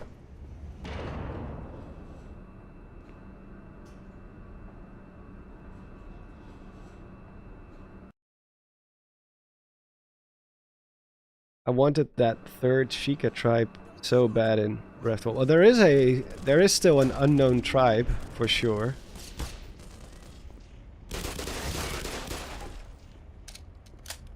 The hero's aspect guy is clearly not a Zonai, or at least not a full-blood Zonai. So it's a mix between something and maybe a Zonai, or it might even just be its own species. But we know nothing about those. About those people. I also want to make a video about that, because I do think there's some misunderstandings. Oh my god. Just flanked me.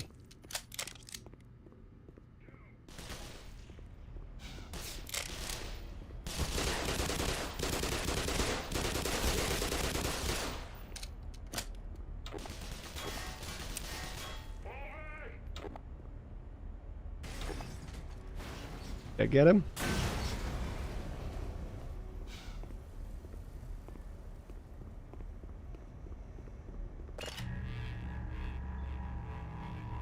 This facility has lax safety measures. Yeah, it sure does.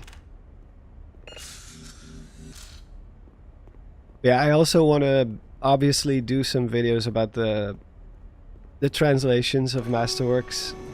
I'm just waiting for the full book to be translated by fans first. I do believe they are very far into it now. But I just don't trust Google Translate itself by itself. I also don't trust fan translations by itself, so if I have at least 2 sources to draw from, then you keep the amount of mistakes you make to a minimal.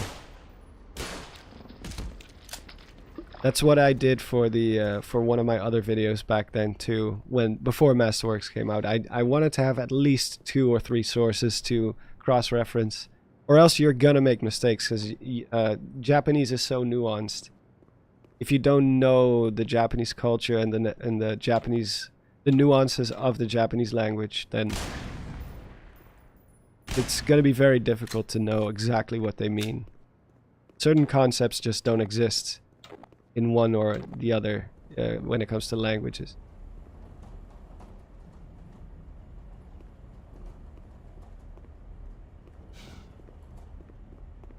I don't trust till the English book. Might as well wait until the official writings. Yeah, that would be the best option at the end of the day, because they do put a lot of effort into that.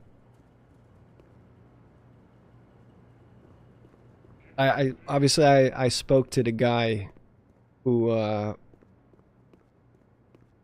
worked on the English books, and they go through great lengths to make sure that the translations are as accurate as possible.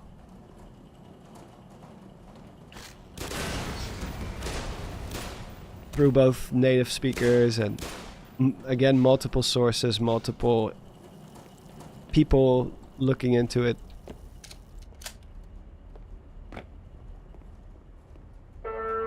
But, you know, everyone makes mistakes, that's the thing. Because you have quests with Aaron, he's probably the closest we have to a Westerner who is very, very familiar with... he literally lives in Japan right now. And he speaks the language very well. But even he has made it his fair share of mistakes in the past. Where like a certain term just eluded him or just didn't know about it.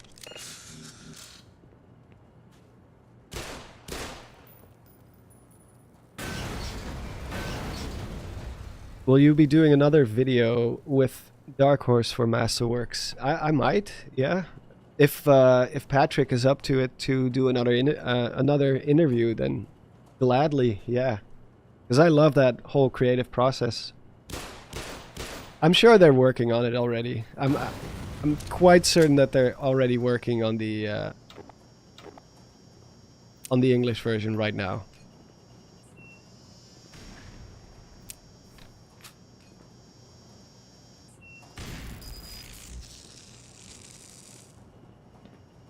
There's more of them.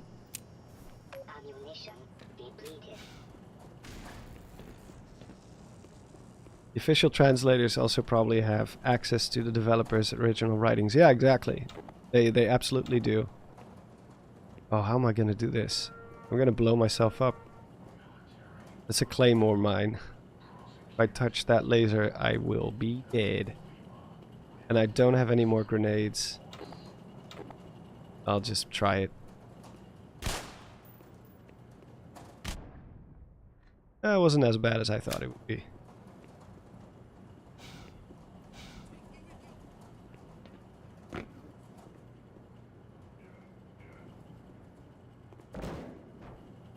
Create a barricade.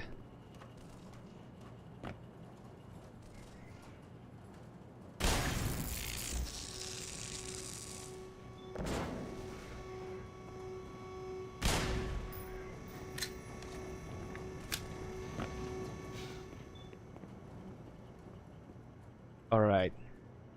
You think Link is going to take... Link is going to take at least one line in the next game?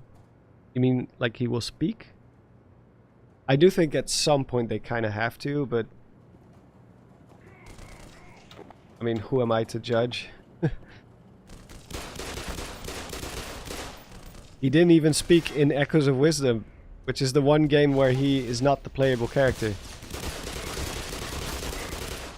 Now Zelda is the one who doesn't speak. But still, they didn't let Link speak either.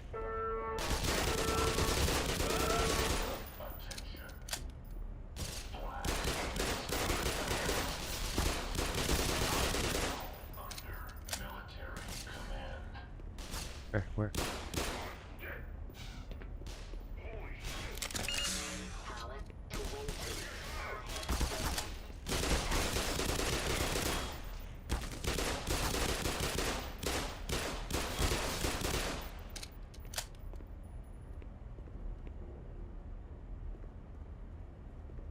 If Link and Zelda are gonna be mute by the end. Everyone's gonna be mute by the end.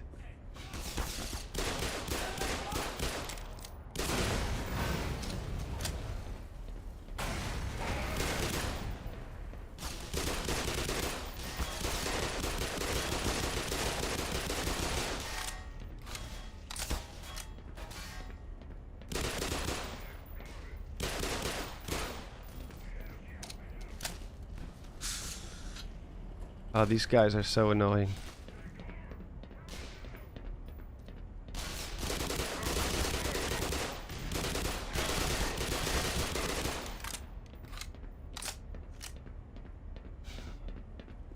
I think if they voice Link, they'll have to go all the way and fully voice him, not just a few words. Yeah, a few words, I mean.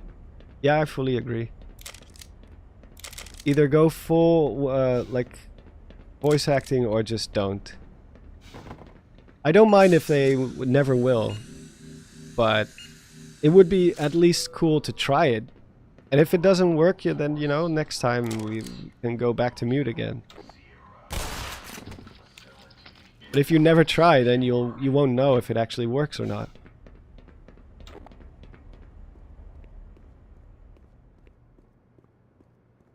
But you do have to have the right voice actor, though. It is...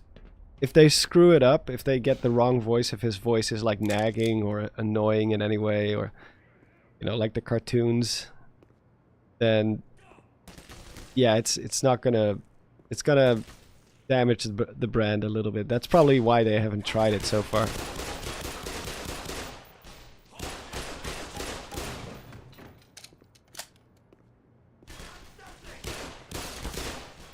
Oh, there's so many of them.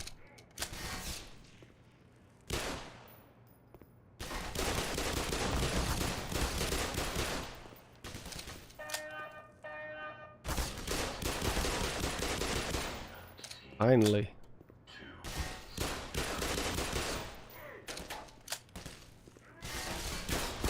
Yeah, I don't blame them for it either. Ooh, I needed that health.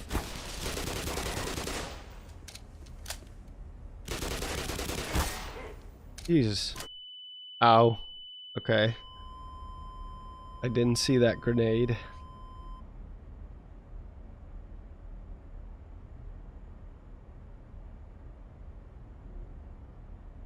I don't want a fully voice-acted game Link. It makes sense for Ganon, not Link. Well, that depends on what kind of world you're trying to build. To be honest. Because if everyone speaks except the main character, then the main character is gonna kind of stick out like a sore thumb in a way. At least that's how I usually experience it.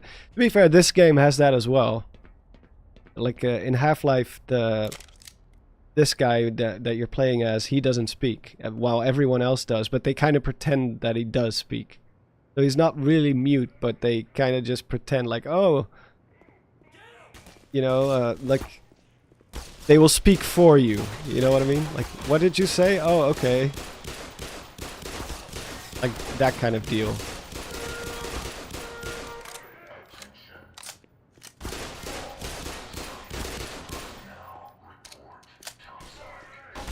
I know, it's a matter of taste, but I feel like it's worth trying at least.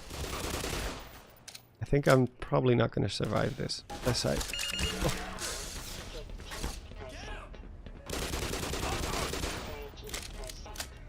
Just going to rush him.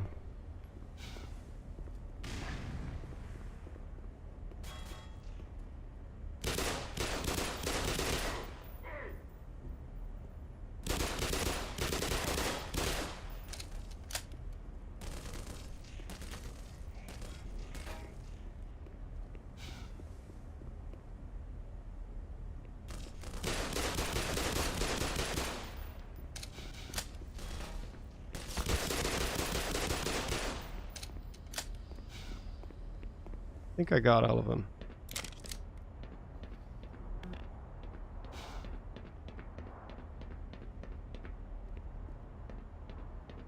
Plus, you can still have a story where people don't speak a lot.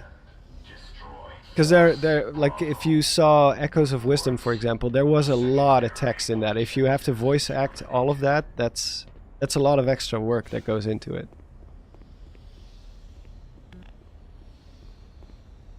Like, there was a lot of dialogue in Echoes of Wisdom, which I'm fine with, but not everyone appreciates it as much. I believe, like, some reviewers kind of made fun of it. Like, oh, just let me play the game.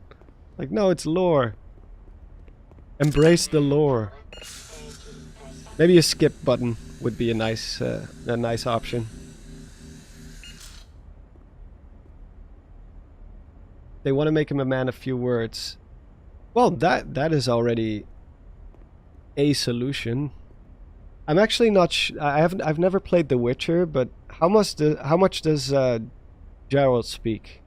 Does he talk a lot, or is he also more like the type that just kind of is like, yeah, whatever, like the edgy guy?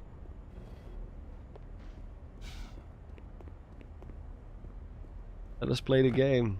Die Hard Zelda fans. The lore! Well, anything that's optional is always great. And that is not something that Nintendo is very good at. Let's be honest here.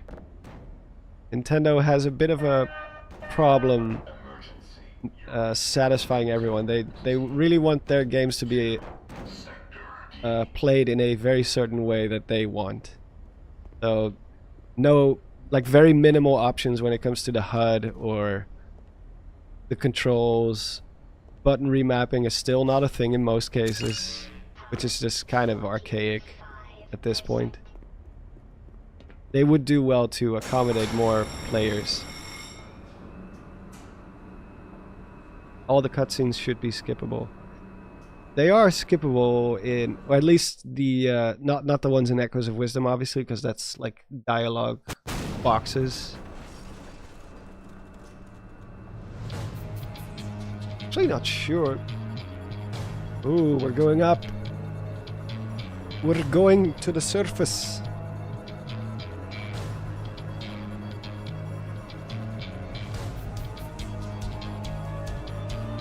I gotta concentrate for this part real quick, and then we'll get back to talking about lore.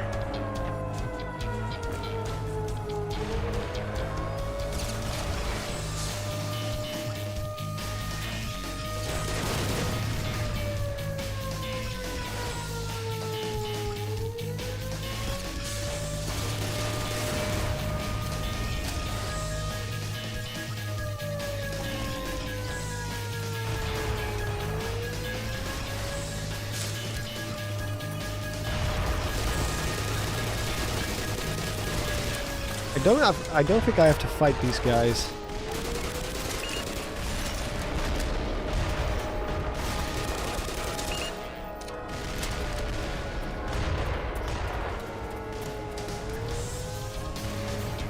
Oh no, the other side, come on.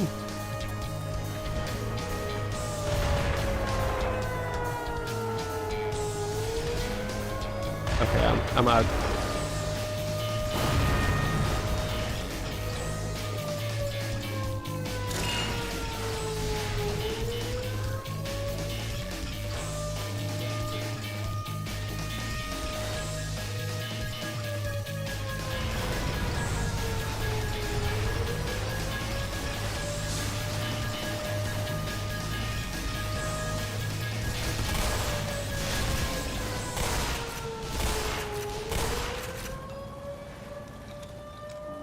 Is this the new Zelda? Yeah, Zelda with guns. Actually, we kind of got Zelda with guns, right? A little bit. The Zonai cannons and stuff.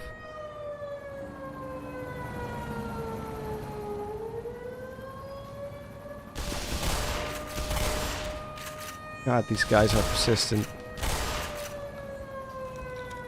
Zelda in first person. That would be a crazy thing to try.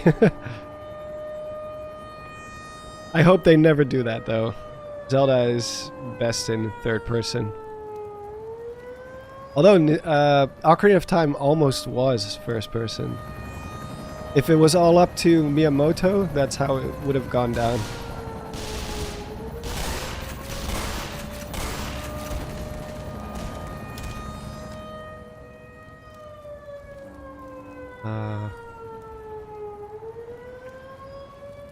Ow. And I'm dead. That's a great thing. That's just fantastic.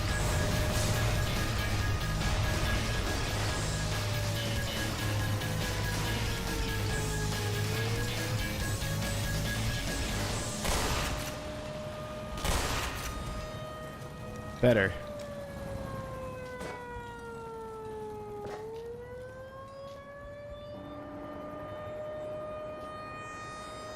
Where do I go?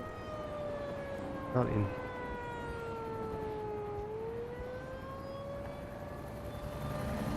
There's gonna be two more.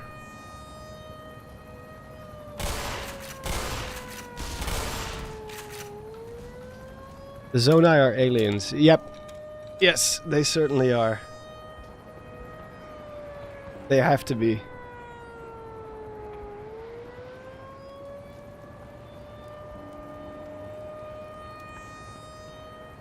I am on board with the alien theory.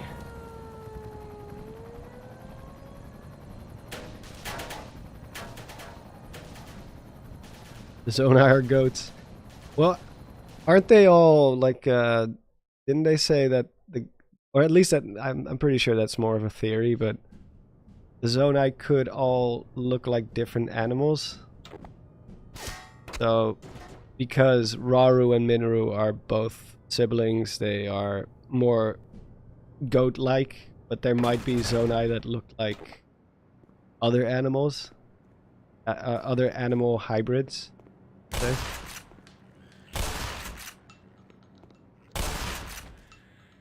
Wasting shotgun ammo. Wasn't there UFOs in Breath of the Wild's concept art? Oh yeah, sure, there sure were. But I think the implication there was like the... Like in general, it was more like an alien invasion in... So, unless the Zonai were supposed to be evil.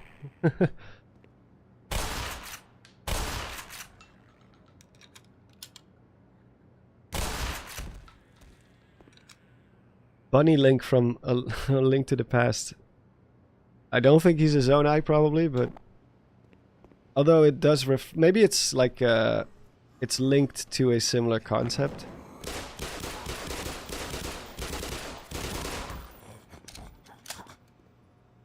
Because the Zonai are very spiritual beings. And I think the implication in A Link to the Past is that the dark world kind of reflects your true,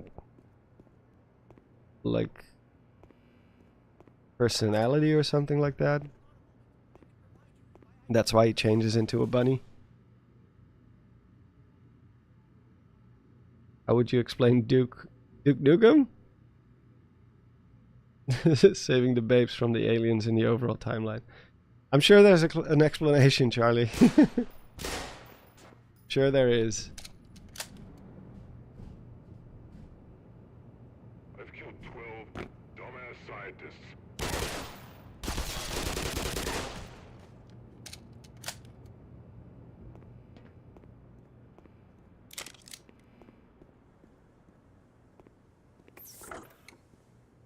Oh, hello.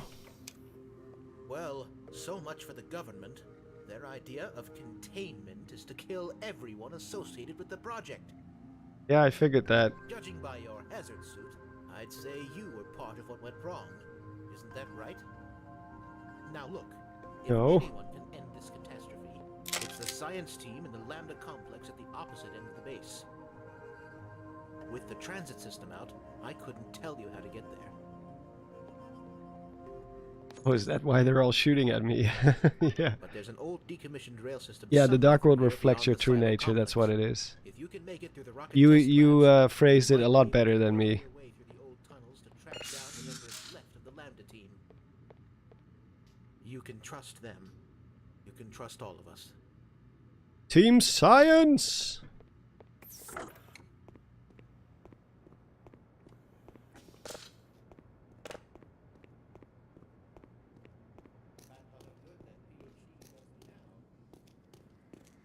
Was he talking about his PhD just now? Do you think Astrobot deserved Game of the Year? Yeah, I think it did. In fact, I think it's a good thing that a platformer won Game of the Year, because it's been a while since a platformer did. I haven't played Black Myth Wukong, so I can't really say how much that one did. I know a lot of people say that that was their Game of the Year, but I haven't played it, so I cannot really say. Like, for me personally, Silent Hill 2 is my Game of the Year. But that's just because I'm a huge Silent Hill fan. And it's been so long since we got a good Silent Hill game. So, yeah. But Silent Hill 2 never stood a chance because... Well, let's just say Jeff Keighley doesn't really like Konami anymore. Or maybe he never did, I don't know, but... He's huge, big friends with Hideo Kojima. Oh god. So I already expected Silent Hill not... Like, when it didn't get nominated, I was already like, yep, that makes sense. There's no way he's gonna let a Konami game take the prize. I still think the audience opinion should weigh more heavy.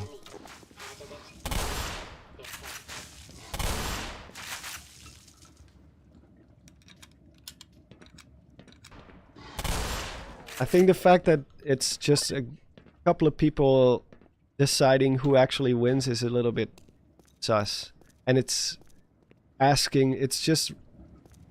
You're asking for corruption, basically. Because who are these people friends with? Is there any financial motive? Whereas audiences are usually more inclined to just vote with their heart.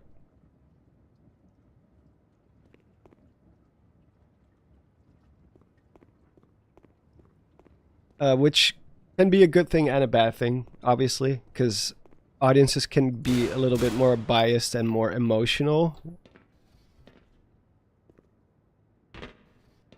Like, they don't necessarily approach it from a game design perspective, but purely from emotion and being a fan of something. So I think it should be 50-50.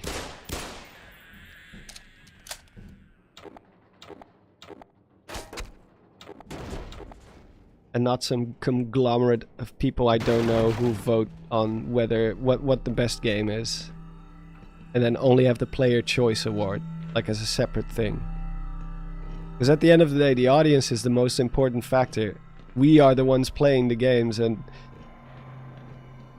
you know, we let them know what we want to see and what we enjoy.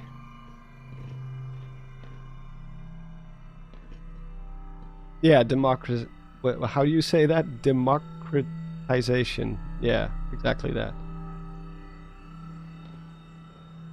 Also, Monster was asking that at the beginning of the stream, and I thought it was I was live. But what? Sorry, I didn't understand your sentence very well. That's probably just me. When the mural was revealed in the Tears of the Kingdom trailer, I thought Raru was Nintendo's recreation of the Minish in 3D. They were planned for Breath of the Wild at one point. Yeah, I can see that. I was hoping to see more of the Minish, because they're probably my favorite race in the entire series. I love the Minish. It's just such a cool concept, and yeah, they're adorable too. But I don't think they will revisit the Minish anytime soon. The same way I don't expect that they will revisit Null. Because technically Null should still exist in the other timelines, right? It's just that in the Downfall timeline, that's where he showed his cards and started, you know, doing his thing.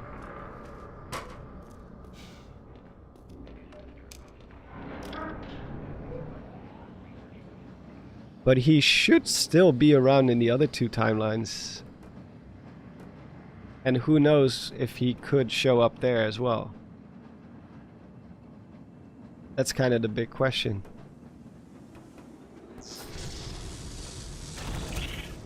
I am.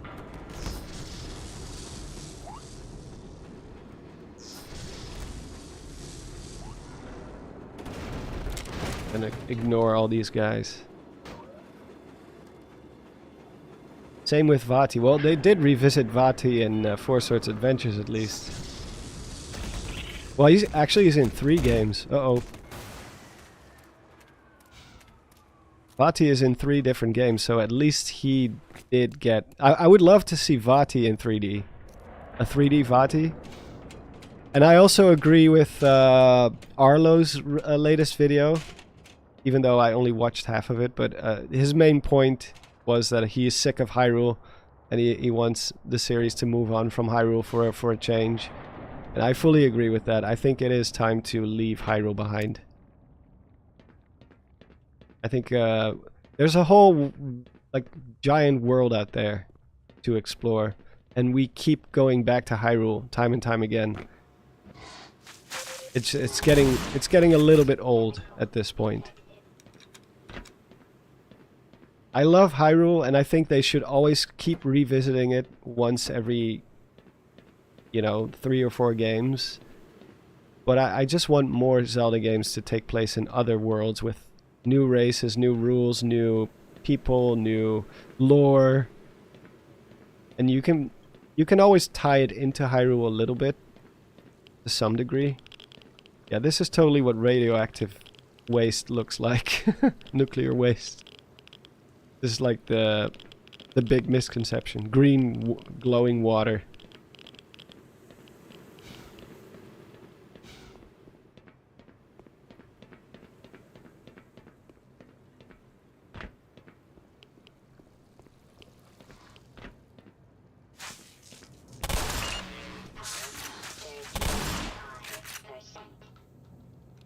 Bam! Like the Oracle games or Termina. Yeah, exactly that. You have a whole rich world to explore. New dimensions, new things to do. Normal water would be boring. Yeah, that's true, Carly. I mean, this looks a lot more visually appealing. Oh, I hate these guys so much.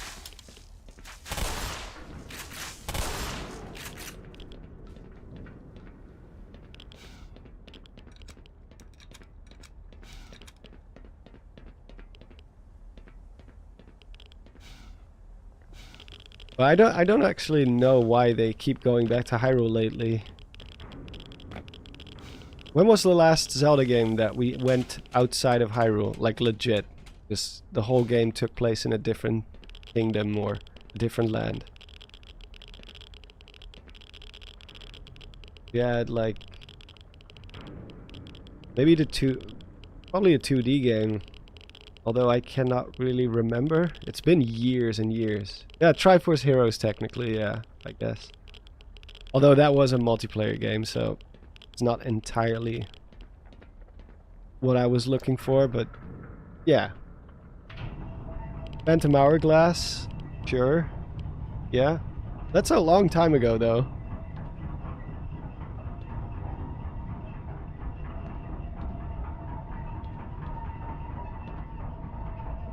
Skyward Sword was pre-Hyrule, but it's still Hyrule. It's just, it wasn't a kingdom yet, but it is the same stretch of land, or patch of land.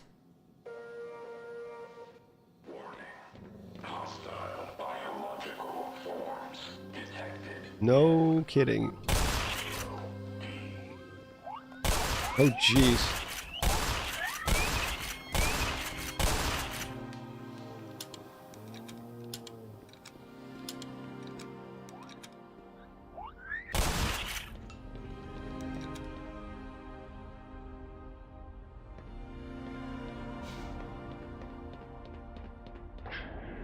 Hungry Apples, you did not miss much. Just talking about Zelda. How we should leave Hyrule for a while. Like the next 2 or 3 games, I wouldn't mind if it took place outside of Hyrule. I am wasting way too much shotgun. What are these dogs? They're called Hound Eyes, I think. And they will release a shockwave. Let's see if I can kill this guy. Oh, grenade. I don't think I can. No. Ugh. Oh, the fuse is too. Oh, I got him. Yeah. Half-Life lore channel when? It's gonna be difficult because there's already a few very good ones out there.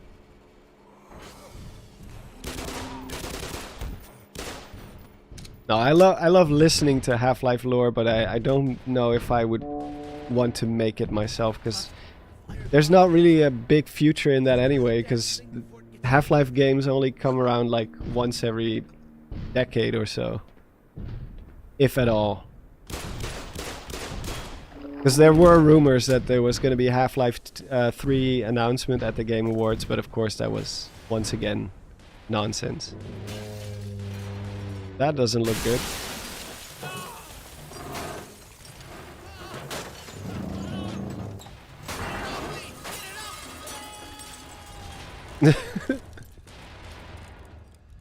H&K MP5, my beloved, yeah. Here, Hound Eyes.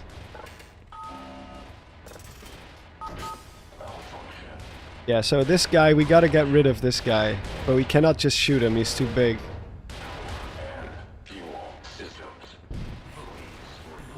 Quiet. He still hears us. Some scientists snuck down to the generator to get the rocket up. Hold the rum. And hold the rum and labia. Oh, holodrum and labrina.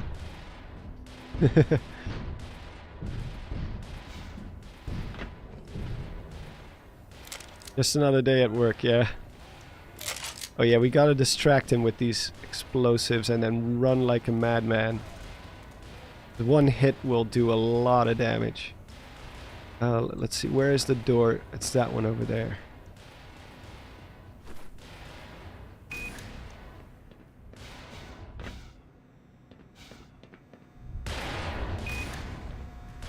Ow!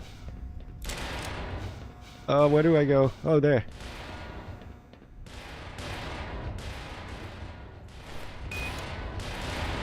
Oh, this is the most panic-inducing. Oh! Ow! Okay, I made it. I should have used the crowbar instead of the shotgun. The Oracle games, yeah.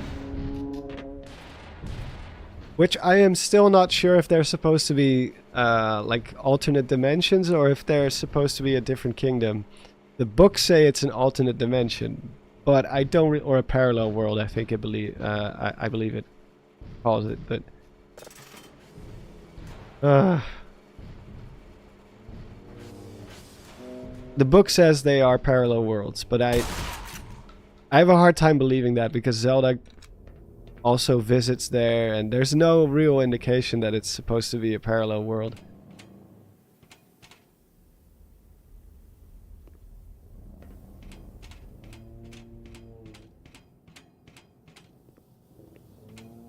I don't know how you guys feel about that, but I never got the impression that... I thought they were just different kingdoms outside the borders of Hyrule. Somewhere. Because they are familiar with Hyrule. They do mention the royal family, I think, and all that kind of stuff. So they know about Hyrule's existence.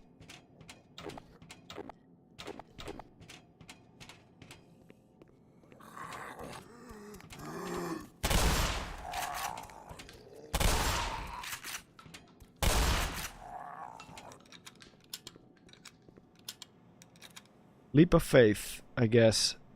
That is water, right? Yeah. I hope no one is scared of heights.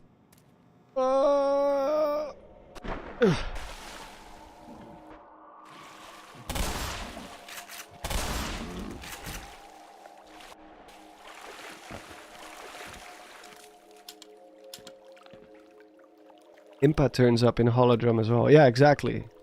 Like, sure, the Triforce does teleport Link there in a way, but it's not really like I never got that vibe of like, oh, we're entering a new dimension or something.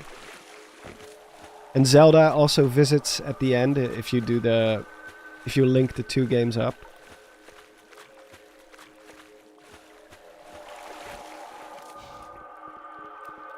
Oh, by the way, CZ World, I liked your video about what was it again? I think I commented on it. Your video about Sinister. I completely forgot about Sinister, and then suddenly I saw your video pop up for no reason. I don't even know why.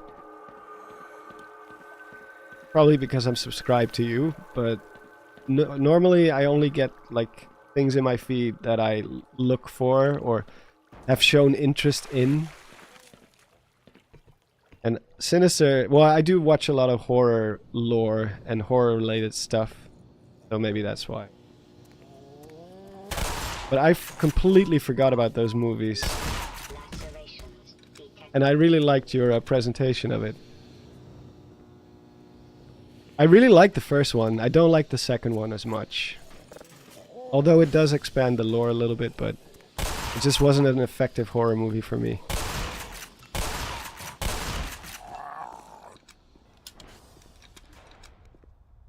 Damn.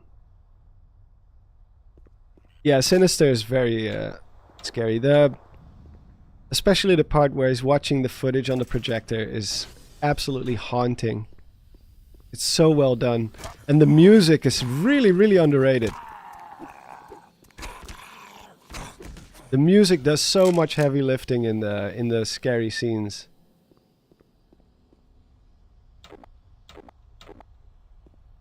Yeah, not necessarily. Well, there are a few cheap jump scares in there. I will say that.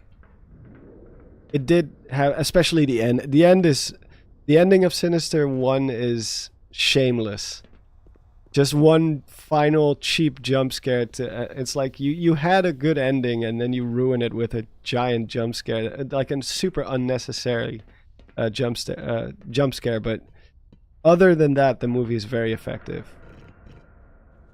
I don't have a problem with jump scares, but I always say you get one or two per movie. If you can somehow manage to keep it down to one or two, then you're making a good horror movie. If you're doing it constantly, then you're just being...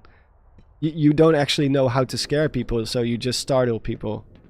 You just startle them with loud noises.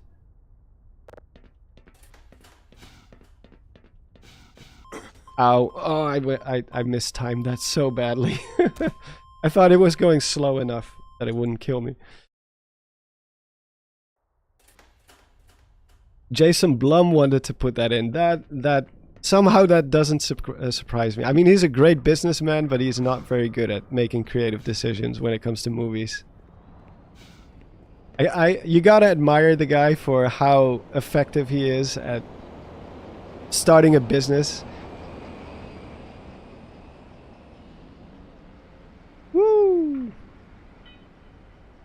Because that guy just decided, you know what? I'm gonna fund every cheap project that I can get my hands on, and if it works, it works. If it doesn't, then there's always a next movie. He makes money through just purely through sheer volume.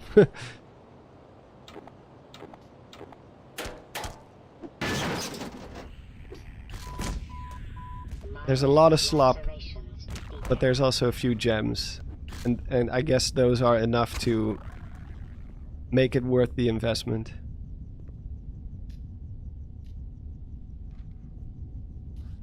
Hungry Apple says, I at least want more horror sections in my Zelda games. I fully agree with that, yeah. I do think the more mature horror-ish sections are necessary. Because they made a huge impression on me as a kid. If Holodrum and Labrina are parallel worlds, Termina and Lorule parallel world of Ocean King and Kolind are dream worlds, then there's nothing outside of Hyrule, right? Yeah. There's Hytopia from Triforce Heroes, which people mentioned before. That is sort of like its own kingdom, but even that kingdom apparently got kind of like annexed by Hyrule, so they are connected in a way. But like they're neighbors, or something like that. And the world from Spare Tracks is not a parallel world either.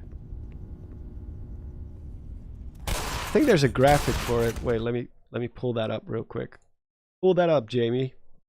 Let me see. Hold on. Could be. Yeah, it's the.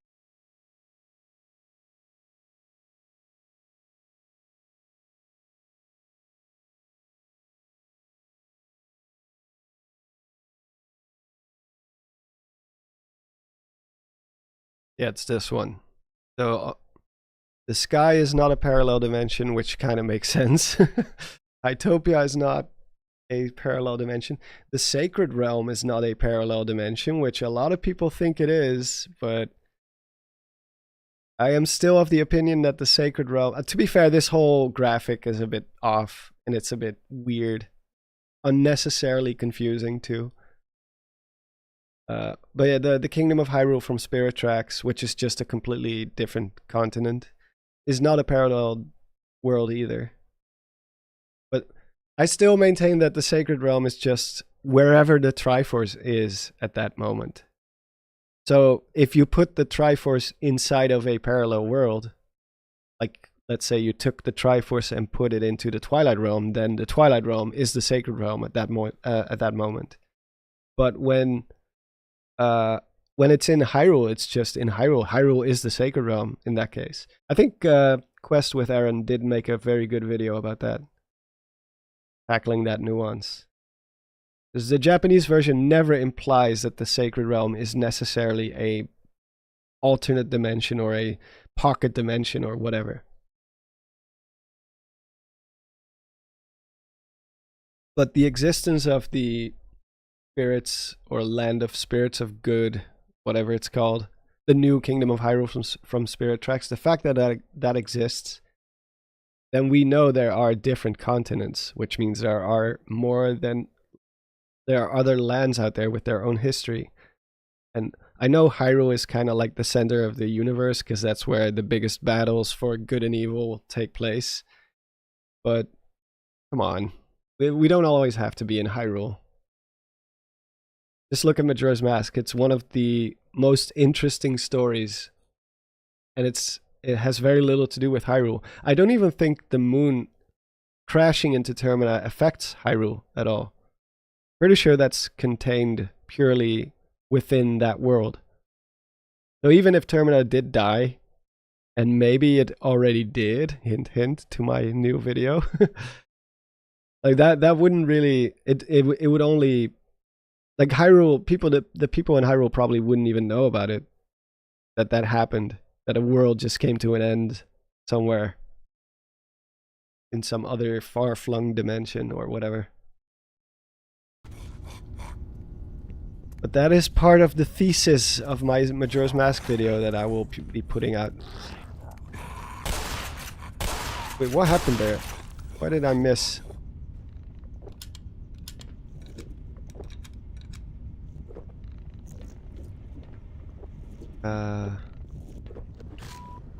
Oh my god. Lacerations detected. Seek medical attention. Warning. Vital signs critical.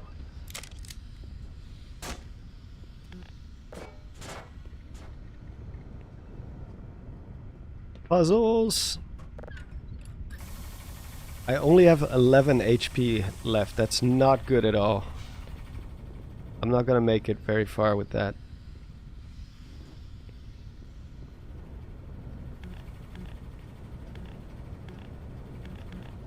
Do I have to do anything? Oh, I gotta spin the other one as well.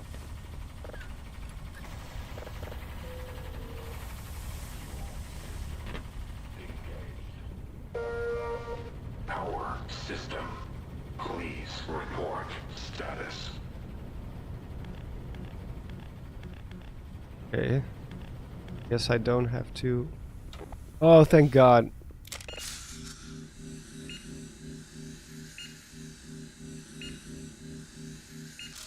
I asked this to others on Discord, but would you agree that Ganon's crest brooch thing? Oh, the one on his chest. The from Wind Waker, you mean? It looks oddly zonite. Me, I can see a similarity between it and the Zonai emblem. Yeah, there are, to be fair, there are like overlapping design styles which could also be attributed to just the artist having similar ideas over the years, you know, but it could also have some implications, sure. I know Zan's throne from Twilight Princess looks a lot like Zonai as well. So I don't know. I guess it's possible that there is a connection. I mean, if the Zonai are basically the way they are portrayed in Tears of the Kingdom, it's basically like everything was the Zonai. The Zonai did everything. They inspired everyone and they gave everyone technology and knowledge and stuff. So if that's true, then I guess it's possible that they left their marks on history everywhere.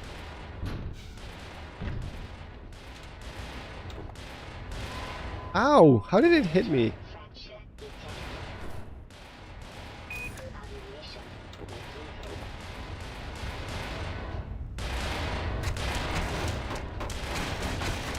Come on, oh god. Oh, I was just in time.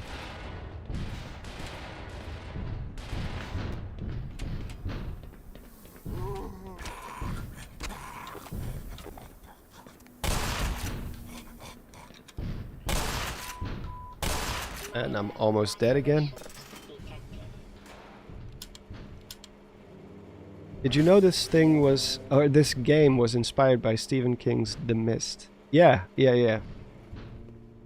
I love that, the movie adaptation of that. Well, I love it and I hate it.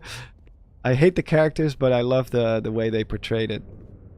There's something about the idea of opening a window to another dimension and then aliens pouring through. It's just really freaky.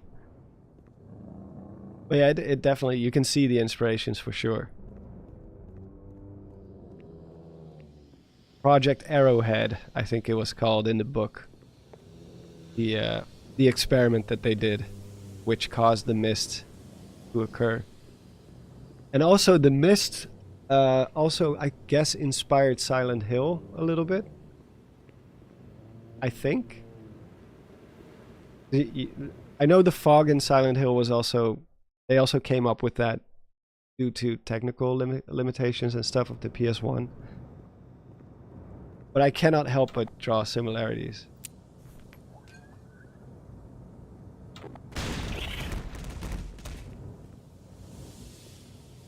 Suck it.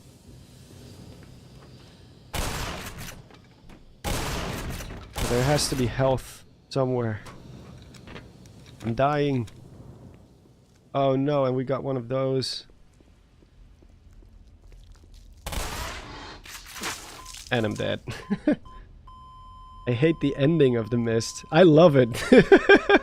It is so depressing, but it's... I think Stephen King said he wished he wrote that ending for his book as well. He thought the ending was an improvement over his version of The Mist. Oh, I didn't kill all of them this time. It's just so unexpected. It is very depressing, obviously. It is very, very depressing.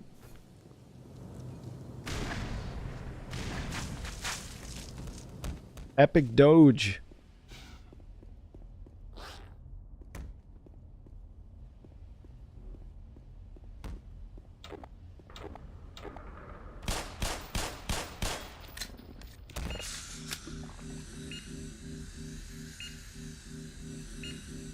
Well, I just like it when a story... I know that sounds like really sadistic almost, but I just like it when a story does something you don't expect it to do. Like, as harsh as it sounds, there's not always a good ending in real life. So when a story dares to go there, I think that's admirable. Admirable.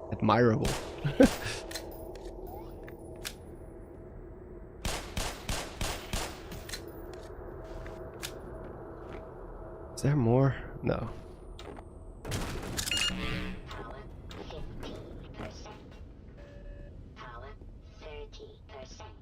You can also tell the difference in mentality a little bit. Like, I don't know if any of you have seen these two movies, but you've got two movies that came out not too long ago. One is the original, it's called Speak No Evil. And the other one is called See No Evil, I think. And one of them is a Danish production starring a Danish family, a Danish couple, and a Dutch couple. And that movie has a very, like, the bad guys, well, let's just put it that way. Put your fingers in your ear if you want to see the movies and you don't want to get spoiled. 3, 2, 1. So basically the bad guys win. I'm not going to tell you how, but it's a very depressing ending also. But then the American remake, which is called See No Evil, they changed the ending to your typical the good guys win. They get their revenge in the end. Oh, Hear No Evil. Oh yeah, that's the one. Hear No Evil and Speak No Evil. That's the two. And I think Hear No Evil is the but like the American version, it just shows that bad endings don't sell in America. Like we want justice. We want to see the good guys win.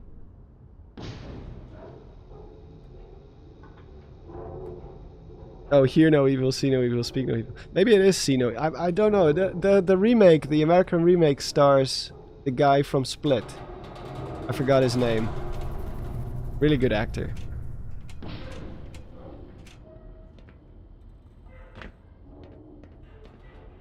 I always forget the guy's name, but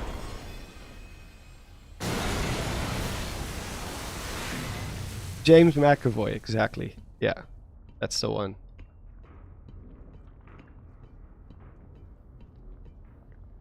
He is buff in that movie.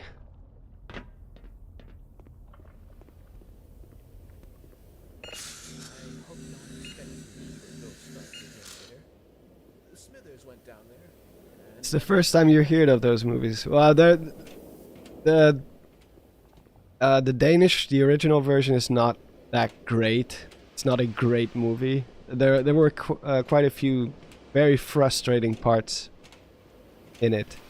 Or just plot holes, things that didn't make sense. But they did have the balls to give it a bad ending. And then in the remake, I actually like the flow of that movie more, and I like the characters way more. But the ending is just completely misses the point of the original movie. Like, how about we just let the good guys win? Oh god, oh god. Oh, okay. Didn't break my legs.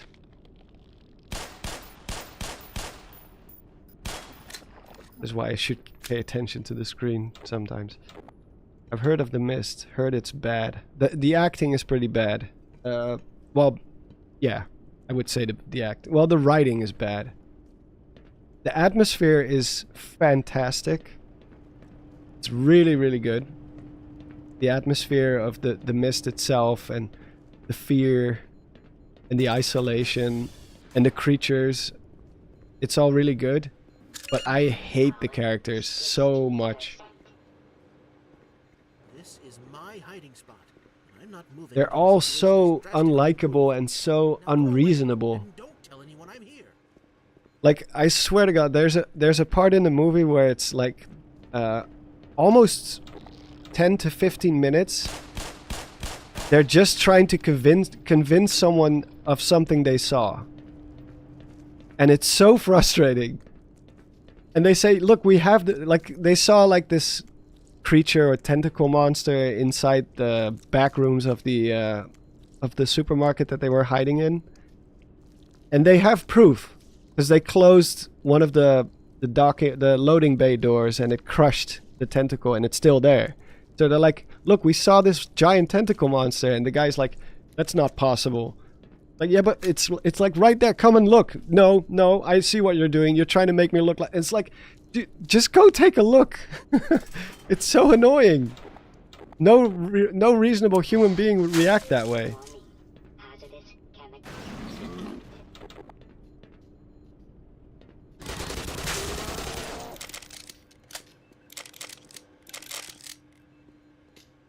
And it just goes on for like 10 minutes.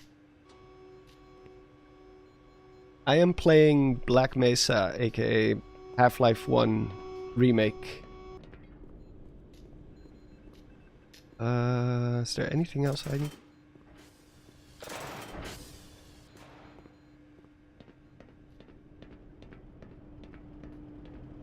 Not sure.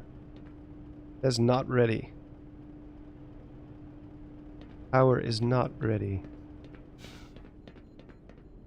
Are you serious? All these are here to dine on us? Oh, there we go. Something's happening.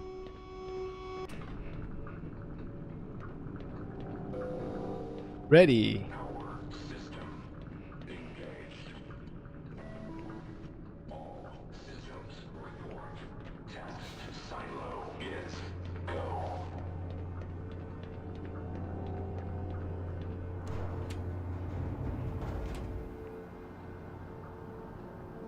In a 10-minute section where people are just trying to convince someone of something, yeah.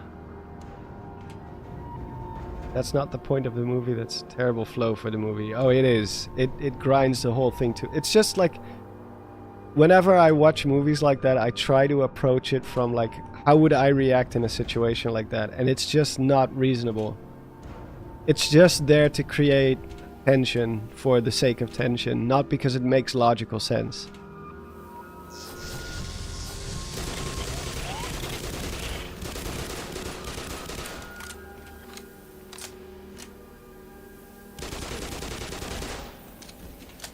It's the same as in those situations in movies where the characters are in like imminent danger, and instead of working together, all they do is bicker and fight each other. It's like it's just not reasonable. If there's one thing we know is that humans, when we are in when we have a common enemy or a common danger to overcome, that's when we bond together. We band together. Excellent. Someone has restored all power. Yeah, that was We'll have me. the engine up again in no time. Oh. Warning. Hazardous radiation. I think it's kind of the point of the movie. The real evil is the other people. Yeah, but I get that, but then the scenario doesn't really fit with it. Like in The Walking Dead, for example, I understand that humans fight each other because it's the apocalypse and it's all fair game for everyone. Everyone wants to rule and wants to, you know, you get like factions fighting each other, then it makes sense. But in The Mist, it just felt contrived. It's like we already have enough problems as is. How about we just work together to at least survive first? Because there's not that many people inside the supermarket. It's like a few dozen people, I believe. And they're immediately starting cults, and they're immediately turning on each other, and by the end they're doing human sacrifices, basically. It just doesn't make any sense. But I do love the ending, and I do love the atmosphere. It's rare that I actually don't like anything at all. I usually can find some positive things to enjoy. Alright, it's time to destroy this thing. If we can survive the trip up.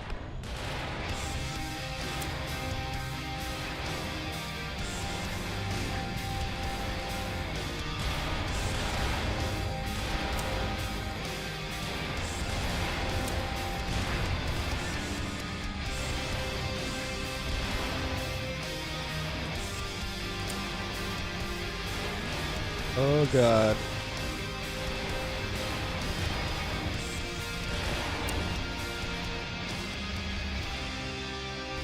Oh god. Okay. We made it.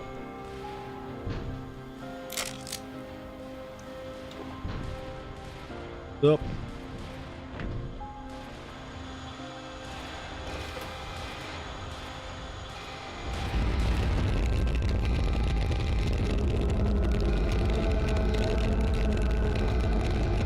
Yeah.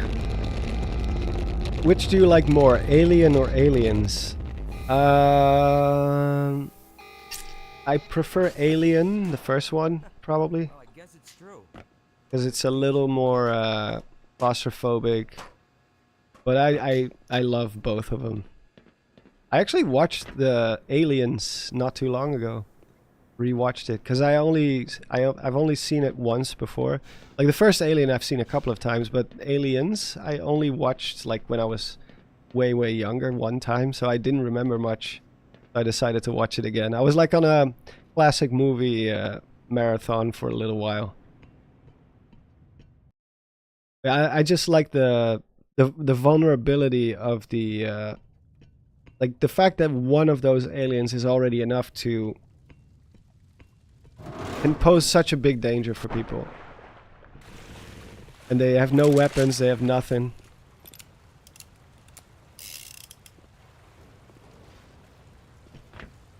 We got a revolver. Did Monster Maze just launch a nuke? That's it was a rocket of some kind. I think it was more like a rocket test. We do launch a real missile later. We're actually breezing through this game pretty fast.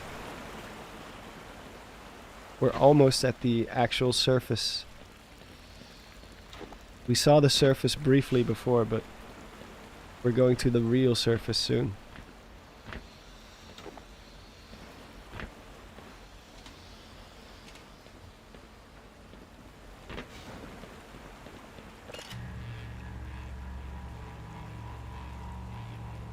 Yeah, it's a thruster for testing. Exactly, TM2. Romulus was a breath of fresh air, to be honest. I did like it, yeah. Just a simple horror movie. It's no longer like revolutionary, but I mean, you can't really blame them for that. There's only a small handful of horror movies that actually revolutionize the genre, you know? So I will never hold that against them. It was just nice to go back to the claustrophobic vibe of the original. I mean, what else can you do with the franchise at this point, you know? Actually, do I need to go here? This is where I came from, right? Yeah, this is where I came from. I don't know why I went here.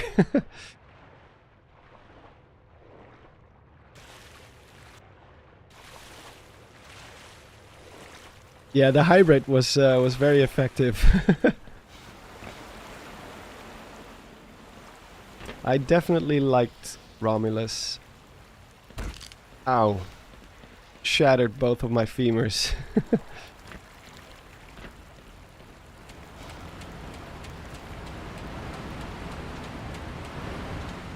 Huh, parkour!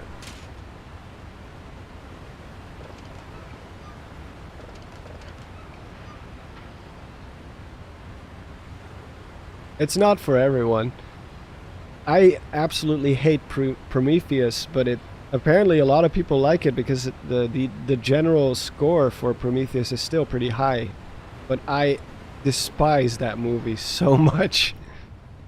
And I also don't care much for the other one, Alien Covenant. That whole part of the Alien lore I could do without.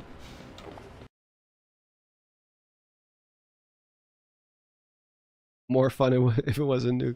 Well, like I said, we do launch a missile later. And I never knew why until I started looking up lore for the game. Because it is a little bit unclear why you're launching a missile. They don't actually spell it out for you. Ow.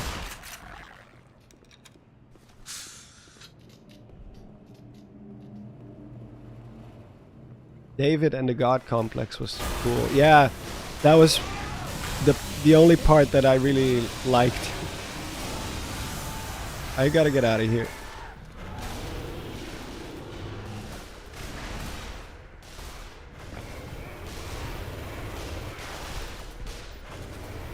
I might be able to sneak past them while they're still fighting. Yeah.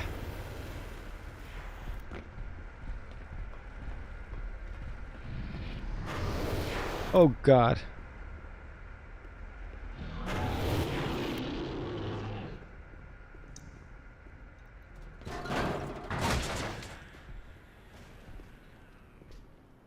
He's dead. He did.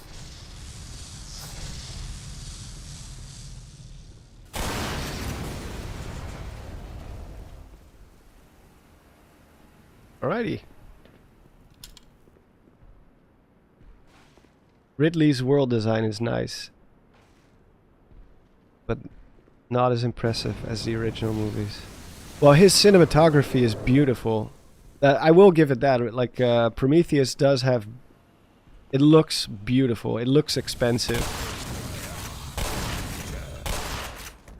But I just hate the story. I hated the characters. I hated almost everything about that movie.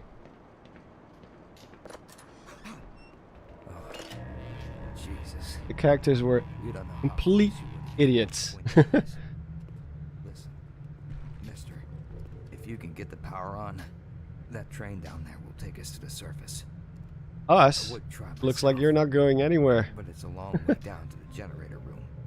And there's Why am I laughing at things this? in the way.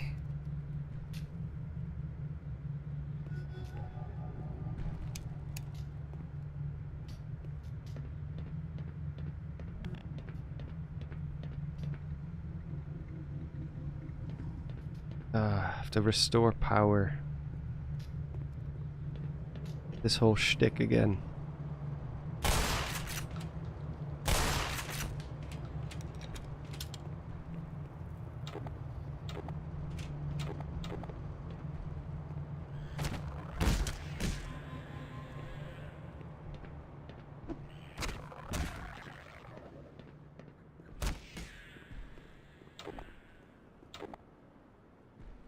Did you get to see War of the Rohirrim? Decided to not see it since the lore accuracy is a bit wonky, but if it's good I might see it anyway. I haven't seen it yet, no. I saw that the scores are pretty mixed.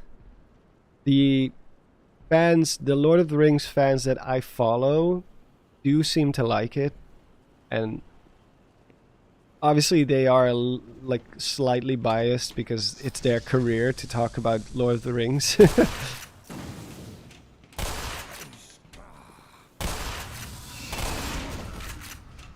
But even if the lore is a little wonky, I'm not going to tie it into the original canon, obviously. And I don't think that show claims to be.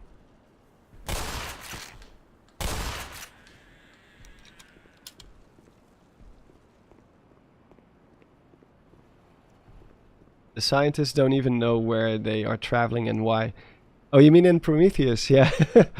Also, that ship that they find apparently has nothing to do with the original ship we saw in the original movie, which was such a wasted opportunity. Jesus. Charlie beat this game on permadeath? I don't believe you, Patrick. Charlie, don't believe Charlie. He probably had some sort of cheat on or something. Like, wow, oh guys, did you see how lucky I got hit, but it didn't register?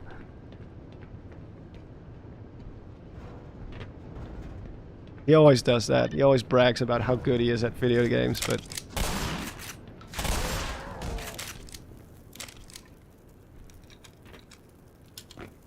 No, Charlie actually is a genuine natural at shooters. For some weird reason, Charlie was born with the FPS gene. Back in the day when we played, when I used to play Counter-Strike a lot, Charlie would kind of sort of join our clan for a little bit. And he was on the same level as all of us immediately, right from the beginning. He could easily keep up with everyone. Meanwhile, we had been playing for years at that point. Or at least competitively we had been playing a little less long, but yeah, it's crazy. Some people just have that natural feel for it. I guess because you grew up with the FPS genre. When you play one, you've played them all, I guess.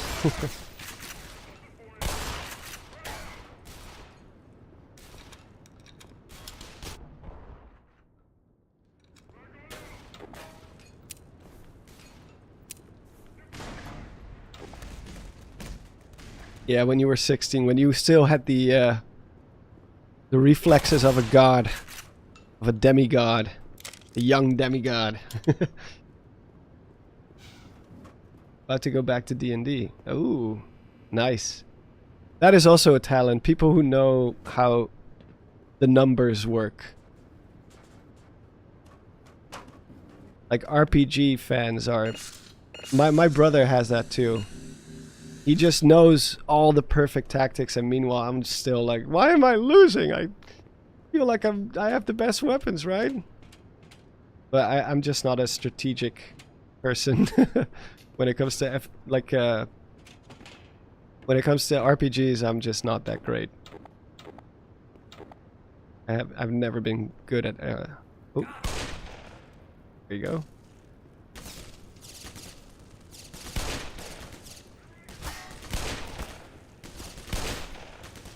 Oh, come on.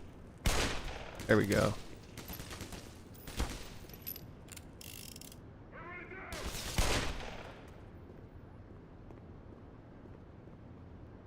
Huh, that went better than expected.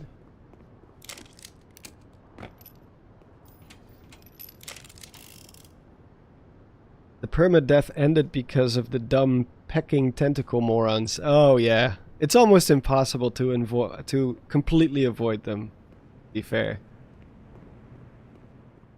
I'm sure there's like some speedrun tactic that you can use to not get hit by those, but if there are, I don't know of the like how it works. Then again, I'm not a speedrunner.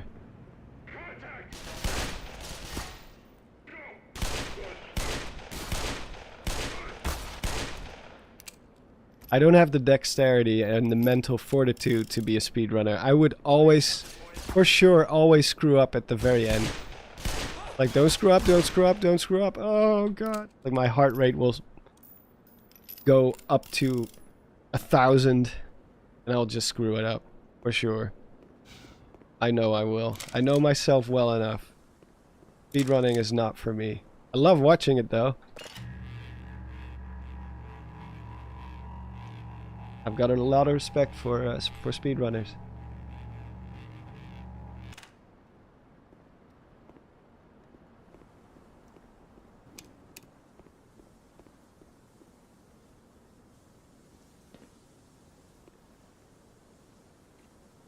Oh, you're DMing a custom game based on Final Fantasy. That is really cool. That's the cool thing about D&D. And just create your own game with your own themes, your own world. You don't need anything except your imagination.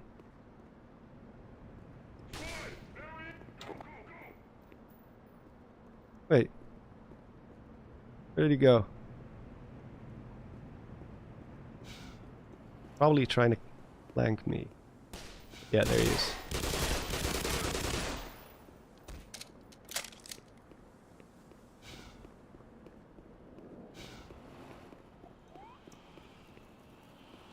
Oh.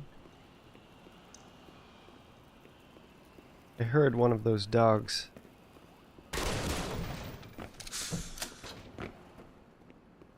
But yeah, like I said, I will probably post a community update soon about my health situation, because not everyone is gonna see this stream, obviously. I just wanted to let everyone know that I'm still alive, because it's been almost 5 weeks since my last upload. Huh? Wait, where did he come from? What the heck?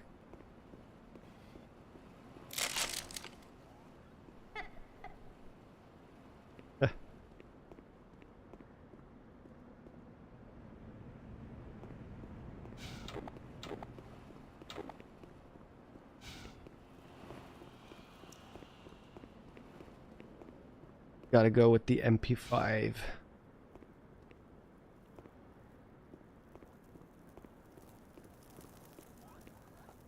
Oh, jeez. Got sandwiched.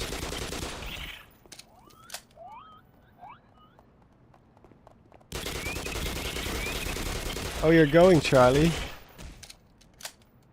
See you later. Hopefully in real life. when he's finally finished moving house. Power 50%. Power 65. Those hound eyes ran right by you, yeah. Oh, I know this part. Let them come. Oh, I think I have to restore power first. There's two military guys coming down this elevator. I always just put a claymore here. I think it's downstairs.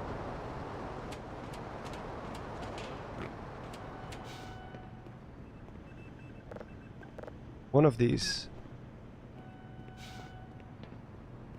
has to be it. I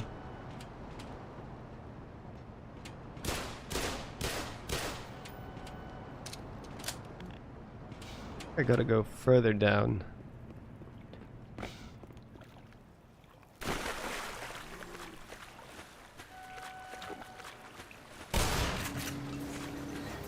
There we go.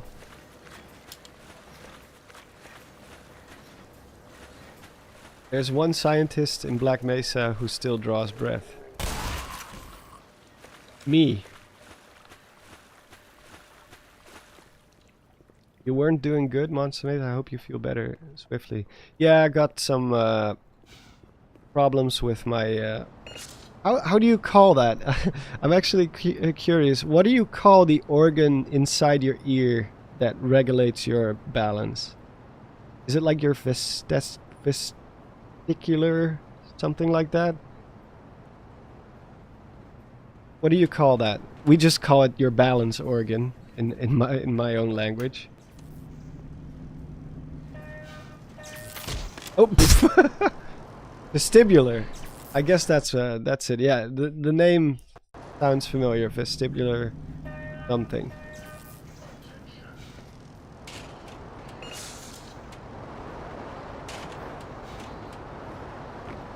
Liquid in your ear. Well, it's the little tiny little crystals inside your ear.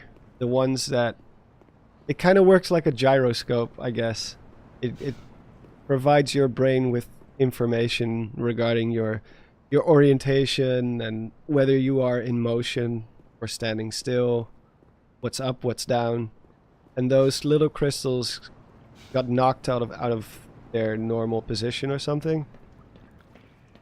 Oh, gotta put my claymore.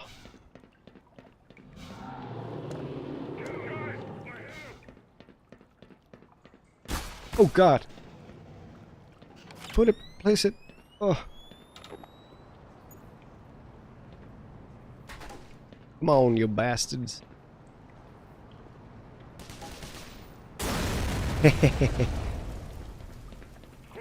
Oh, there's another one. Yeah, it's getting better now. I do still get slightly dizzy when I wake up in the morning. Oh god, hold on. I'm surrounded. Where's my... Yeah, that was not a good move by me. Vestibular, relating to the vestibule, particularly in the inner ear. Yeah, from what the doctor told me, there's like little stones or crystals inside your ear. Ah, what did I do? And they determine how you orient yourself, or so. And in my case, those were completely out of alignment.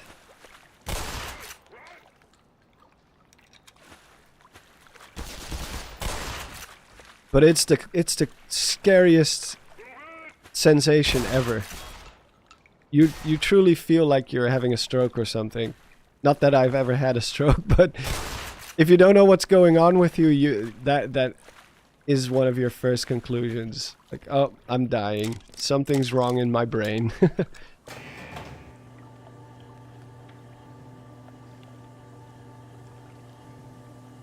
I still think it's because I slept on my earbuds. Oh, I shouldn't use this one.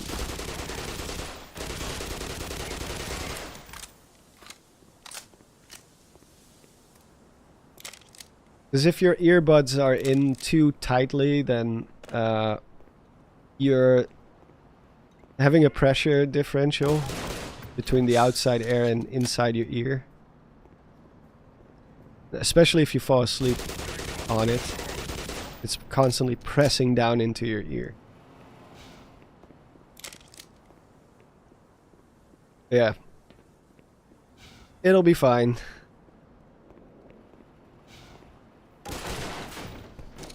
It's getting better and better every day. I also did some exercises. I think I said before, my dad had the exact same thing. And my dad is not the type to be like worrying about disease and all that kind of stuff. Like my biggest fear is getting sick. Like really sick. You know what I mean? But my dad doesn't have that. But even he, when he had it, felt like he was probably having some sort of brain malfunction. But no, it's just this stupid little thing inside your ear.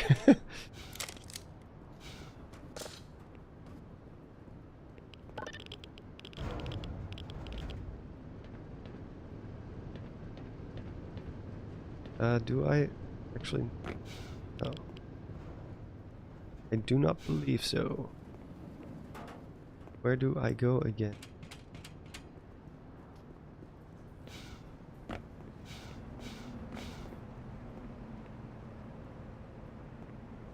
The first thing I thought of was blood circulation.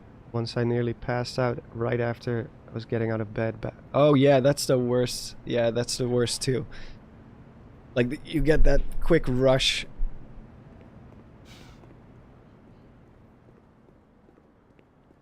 Just anything that has to do with your perception is scary as all hell. Vertigo is really, really terrible. And obviously you can have vertigo because of alcohol. For example, if you had too much to drink, you go to bed. You go to bed in the morning or in the evening, and you close your eyes, and everything starts spinning. But at least then you know where it's coming from. You know. This was just. I woke up. I got out of bed. I wanted to walk towards the window to open up my window, and I just fell back down. I didn't feel nauseous though. I didn't have to throw up or anything like that. Thank God. Because I hate throwing up. Yeah, like your sense of balance, or when your ears start ringing suddenly out of nowhere, you got that like high-pitched beep in your ear, which is often a sign of stress. Because I think most people who know me know that I have a general panic disorder. No, I didn't feel drunk. It was like just the spinning sensation that you have when you've had like I'm sure there's people here who are not old enough to drink, but most people have it at least one time in their life where they overestimate themselves and they have a little bit too much, and then they experience the vertigo stuff. And that's usually a good lesson, a good life lesson, never to do that again, because it is terrible. But yeah, it was just I felt normal, except my my balance. Yeah, or tinnitus. Well, tinnitus is like permanent, right? Oh yeah, I am supposed to go here because the enemies are here.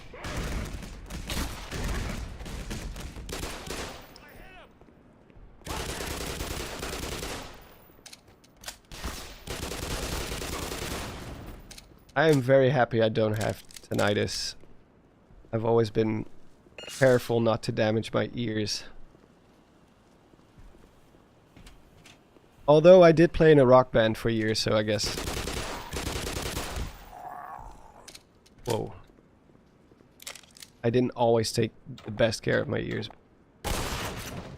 Whenever possible, I would wear like hearing protection.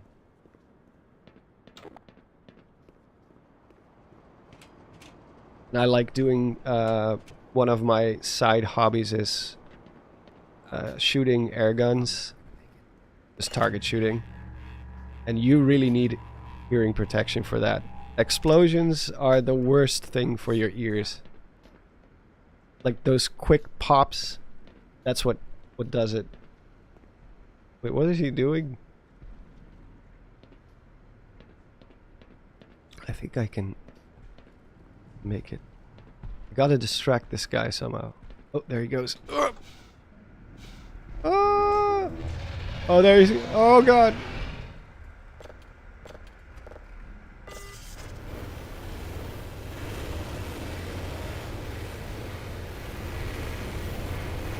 He's got flamethrower arms. As if he wasn't scary enough.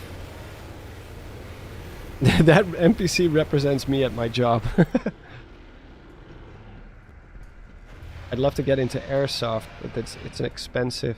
That's expensive nonsense. I always felt like airsoft is, well, I don't know. Those BBs don't cost much, and you only have to invest in I think even with a cheap airsoft rifle, you can do pretty well, right?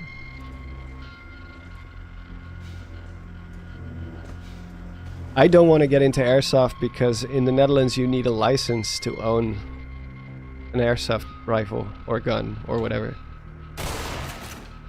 You have to, well, it's not a license, it's more like a proof of good behavior. And you need to become a member of a airsoft club. And that right there for me is already enough to say, no, that's too much work. I do play paintball once in a while. At least you don't need any license nonsense for that.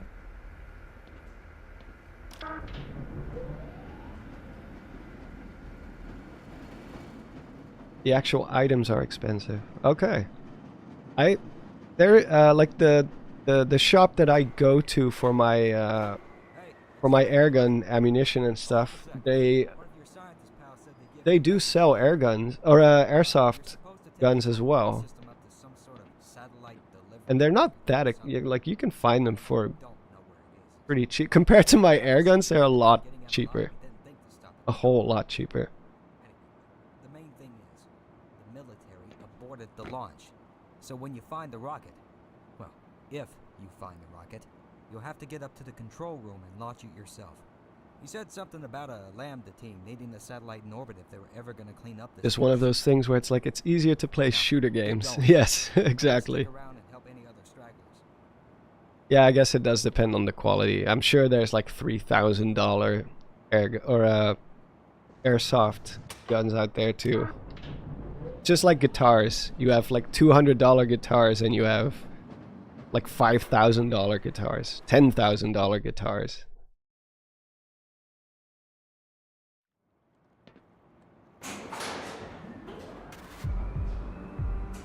The most expensive guitar I've ever owned, you didn't notice a huge difference. Like, I don't always believe that more expensive means better, but with guitars, yeah, you do notice the difference between a $200 guitar and a $2,000 guitar. Just the sound, the way it plays, everything.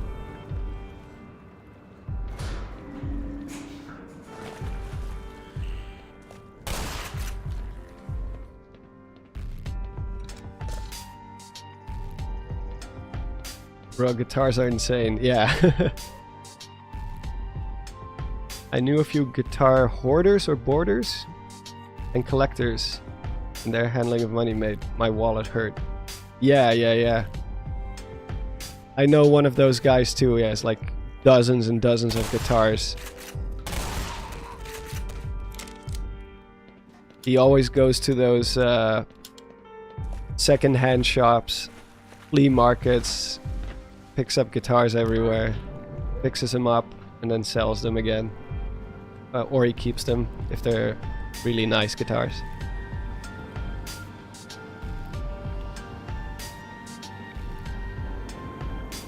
TM2 says, of course, some of us are expecting a major economic depression here in the US in the next few months. Oh, really?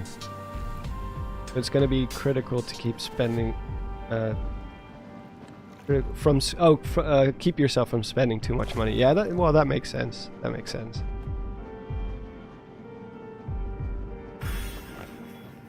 Well, inflation do be crazy, yo.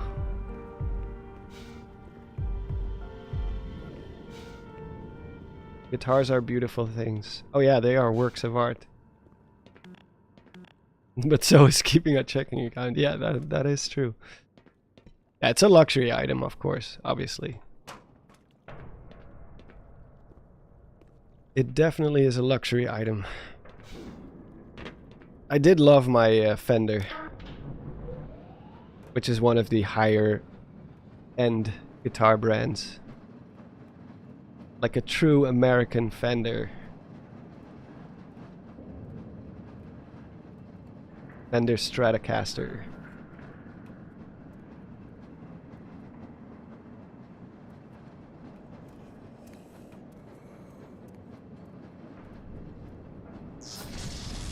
Uh-oh.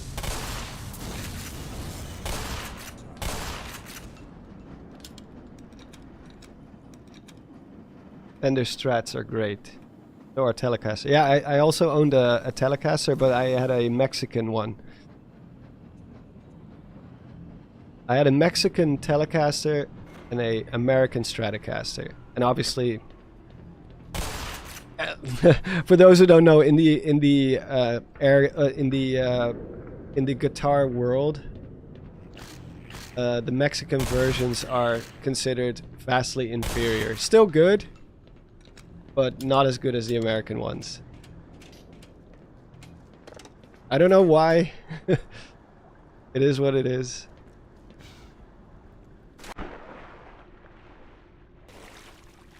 Where's the plug?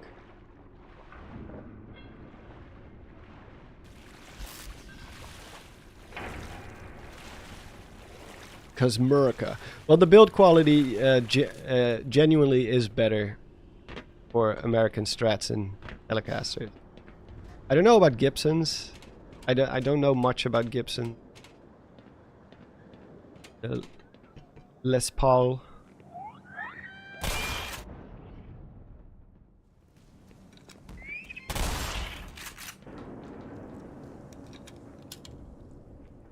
I don't think I've ever handled or seen a Mexican Fender for myself. I would never have known. Oh yeah, well, that makes sense. Here you always check if it's an American or a Mexican, because they're about half the price of the American versions. And they are better. I know that from personal experience. Still, I did love my Telecaster.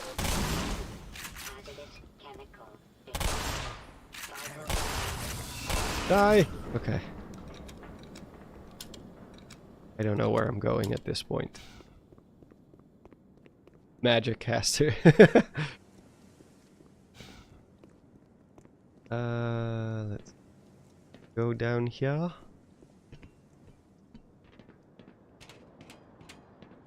No, that's where I came from. Oh, I need to get in here somehow. How do I...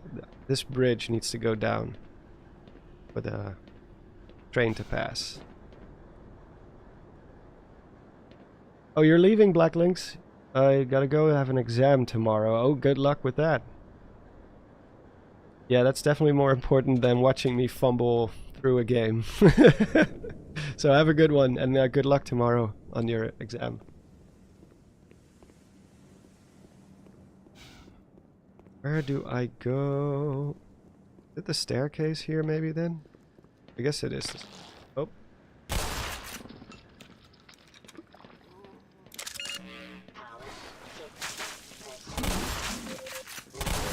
I am not doing...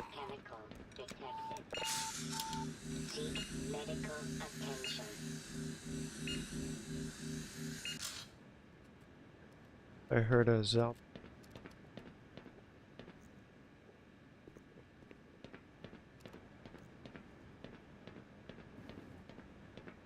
Gotta press this button, but I'm sure enemies are gonna spawn. It's the season for exams. I thought December was like when they give you a break. Maybe I'm misremembering, because the last time I went to school is a long, long time ago.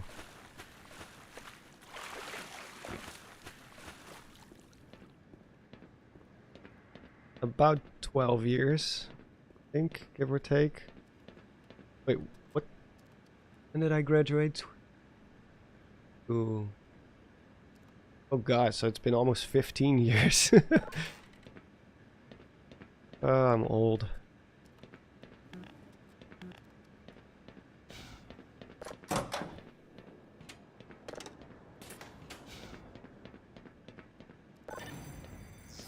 And that's where the enemies come in.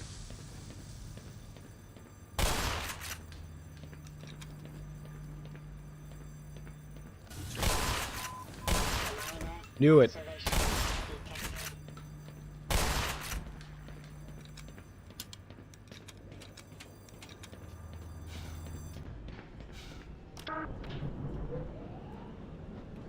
Old is just 10 years older.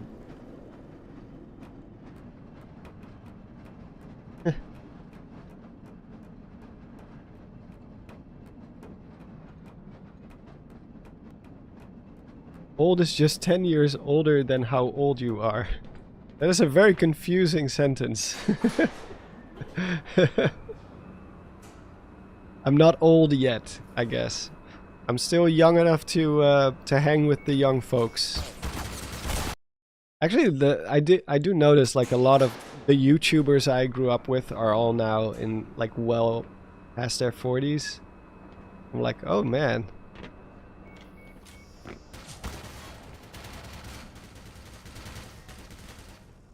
And they're still going strong, so why shouldn't I?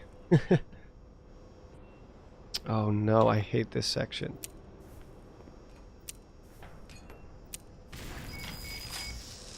Oh!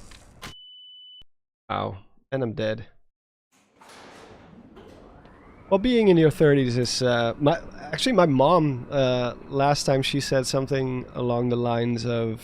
I actually... Like, my favorite time was my 40s. I was like, huh.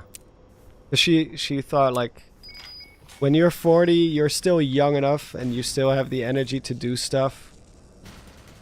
You still have that vitality, but... Oh god, this is terrible. This is such an annoying part. Did I get it? But yeah, but you also have the means to do stuff, you know. When you're younger, you're usually broke. You know. Oh, I almost made it.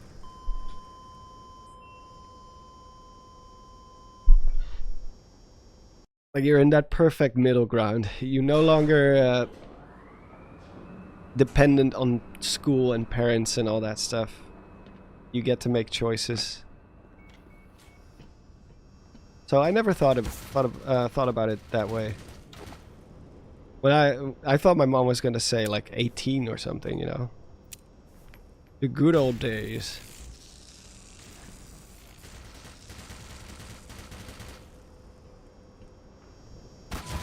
Oh god, oh no. Ugh. I made it.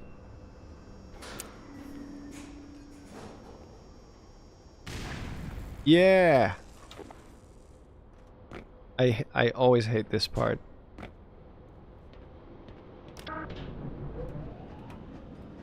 Vitality, what is that?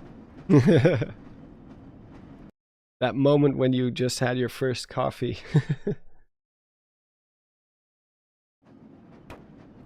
I never want to go back to high school. That's probably the biggest perk of being older. I don't have to deal with all that nonsense anymore. I get to decide my own fate.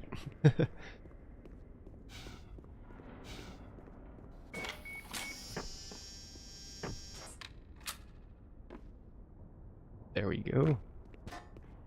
Sometimes I have dreams where I'm back in school, and then I wake up the next morning, I'm like, oh god.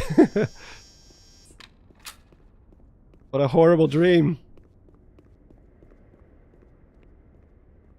tea is better for you than coffee. For sure. Well, I guess it depends on how you drink your tea. If you drink like tea with 5 sugars and milk in it and all that stuff, then maybe not so much.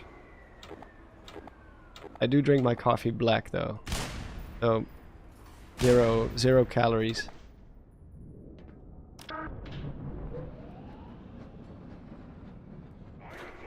Oh no, gas coming.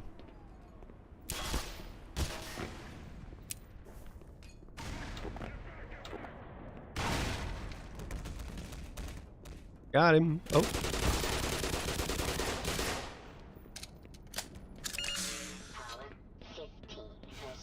I don't feel comfortable with this amount of health.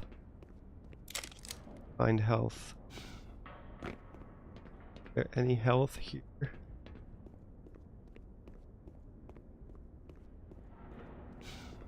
Nope.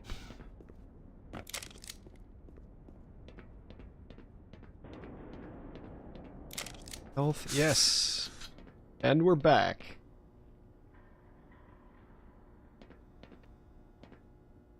Let's see. Half a cup of sugar to a gallon of tea is my go-to. Alright. I mean, everyone should do whatever they want, but I know the type of tea that I used to drink when I was younger, it was not healthy. It was barely tea.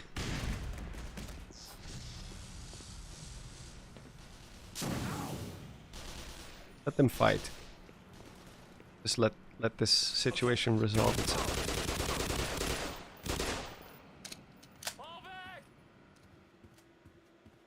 Oh, Jesus. Starting to feel lonely. Sounds like the troops are fixing to throw you a surprise party.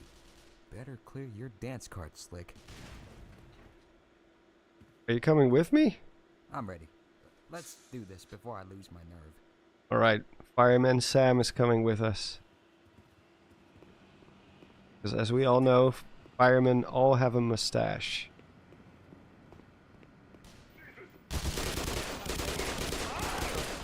Oh, I shot him in the in the butt. Sorry, sir. No, Sam! Oh, he's still alive. Oh no! They blew up Sam!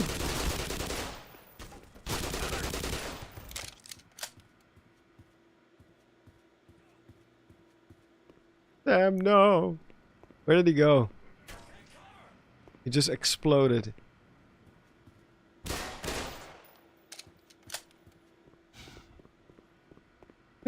He's still alive. Boof!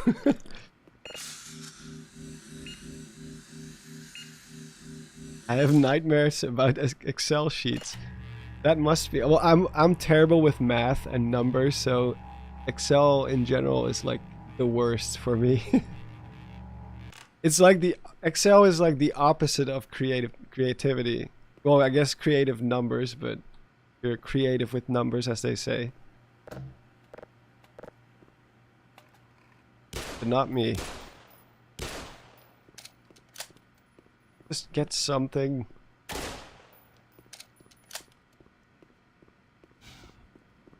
Lame.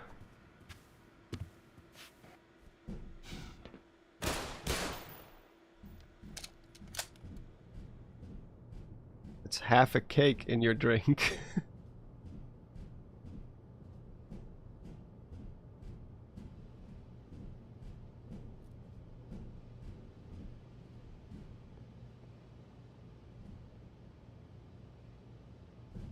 Thank you for considering us metric users.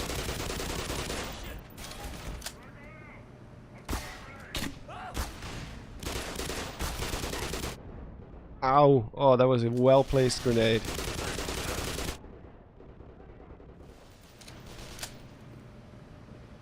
There's another one. Watch out, guys! Frag out!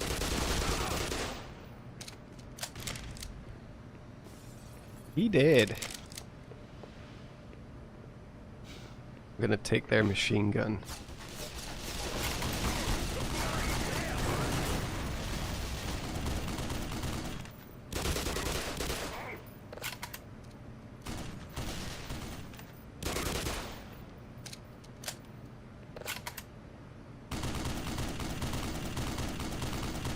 The infinite ammo 50 cal.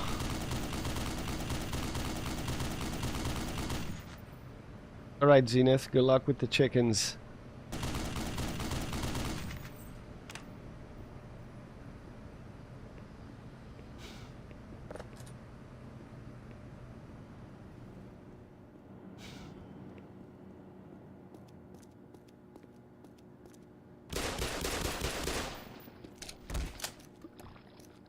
.50 BMG, casual.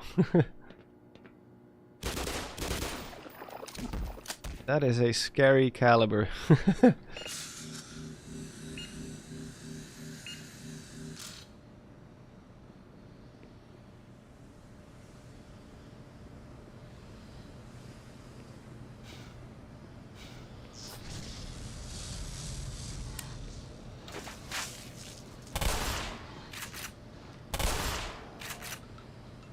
Got him.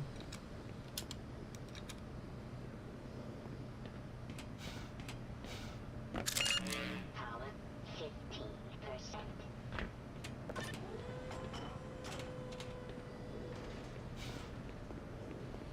There we go. Big sleep bullets. I would never dare to even fire one of those. The recoil seems insane. It would break my arm or my shoulder. Not that I would ever hope to be in that position where I need to fire a 50 BMG, so I hope I can keep it that way.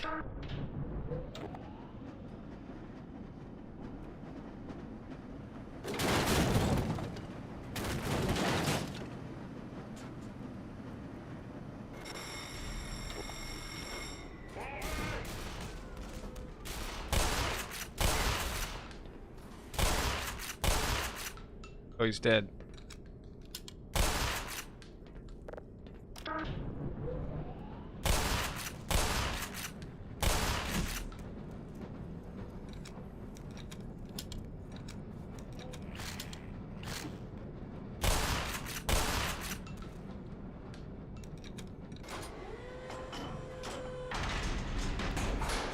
Anti-material rifles. Isn't that the type of rifles that they usually use also for like crazy long distance shots? Because I'm watching a series right now, and in the series, I think it's called The Day of the Jackal. Pretty good series. And in the series, they talk about the longest sniper shot ever.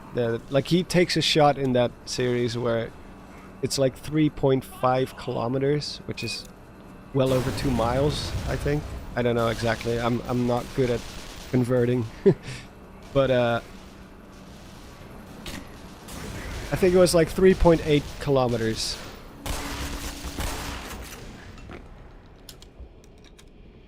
And of course I wanted to look up like in real life what the longest shot was, and it was indeed around 3.8 kilometers. That is crazy.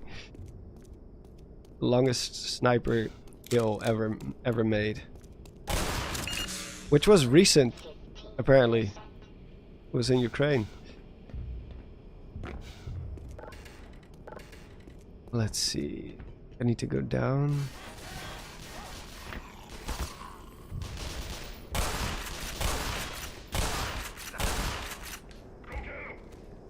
Where is he? Oh.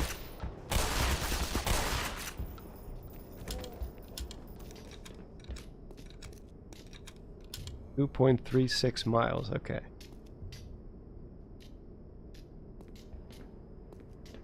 I don't know much about snipers and all that stuff, but I was just like, how the heck can you shoot from that far away? Isn't that like crazy with windage and all that kind of stuff?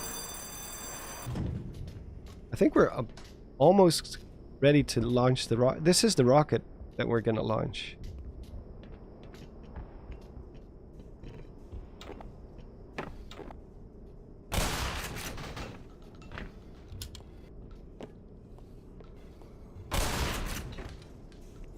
Like I think I read somewhere, or maybe I saw it in a movie somewhere, that even the spin of the Earth comes into play when you shoot from distances that far.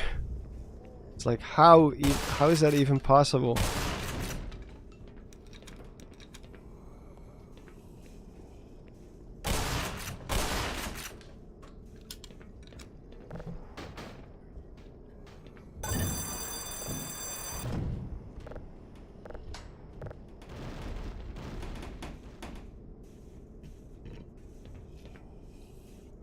But it's a lot of zombos.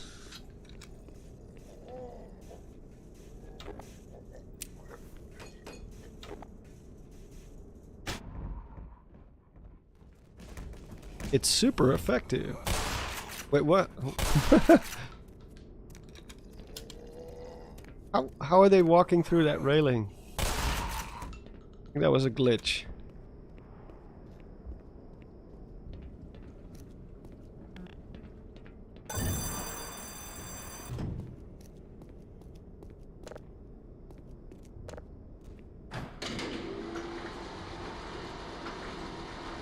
Projectile physics is not something I know about. Well, that makes two of us.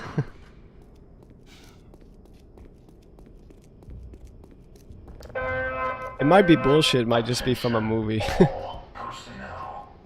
Launch control train activated. There it goes. Area immediately. That makes three of us, yeah.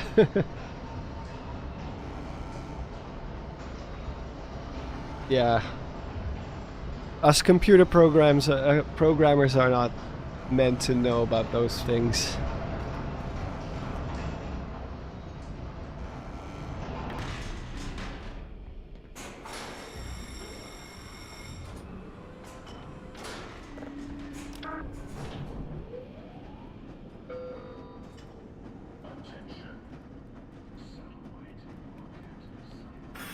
Hold on.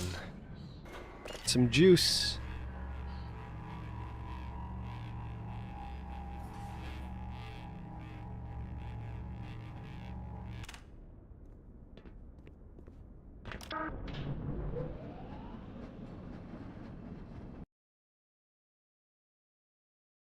I'm terrible at physics, DM2.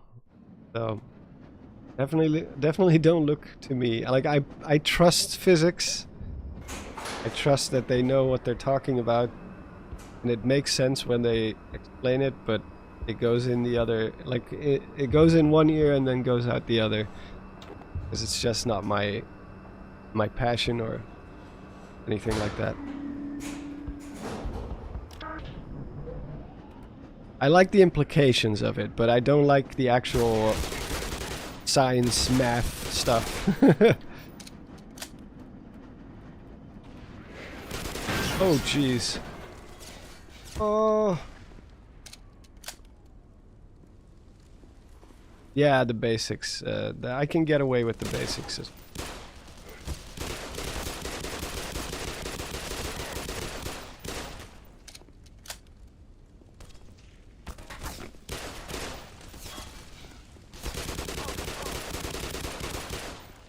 But like, if it's not your thing or your passion, then you're never really gonna understand it.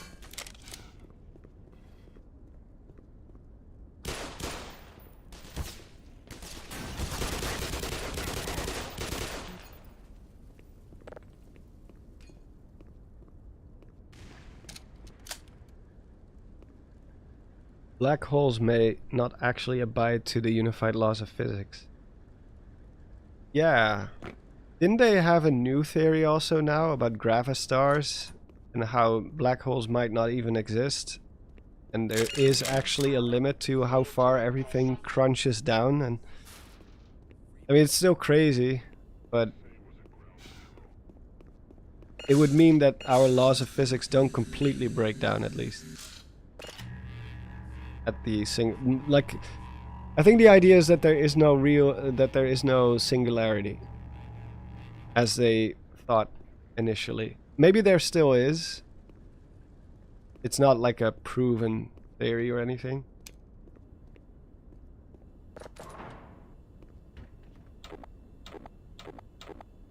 Which one?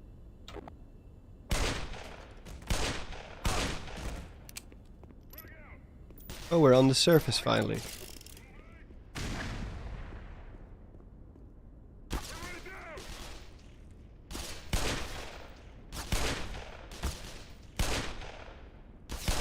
Oh, this gun feels so good.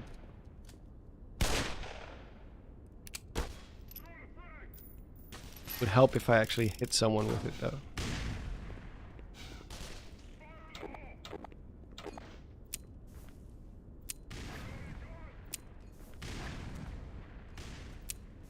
Ammunition depleted.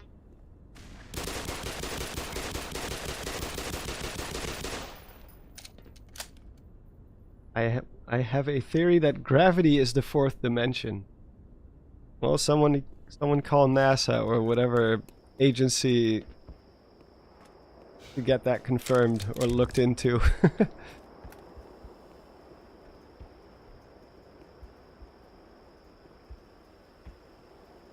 Gravity is weird. I know that.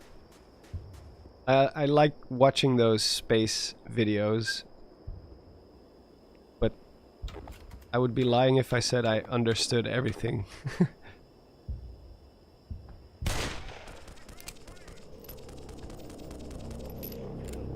Especially when they start talking about quantum physics, then that's where they lose me. I still don't understand it.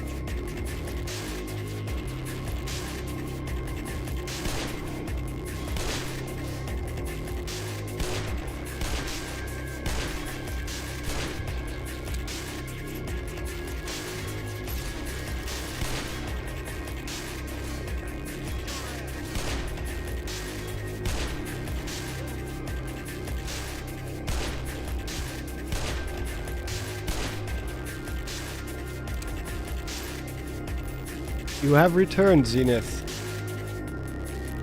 Welcome back. We're talking about quantum physics now.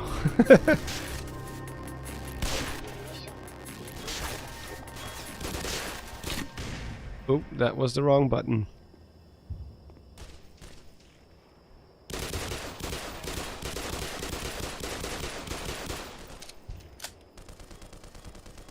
Can I take that machine gun?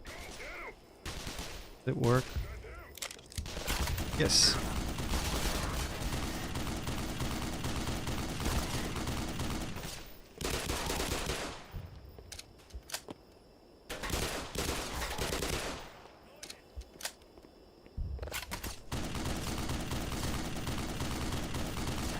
Yeah.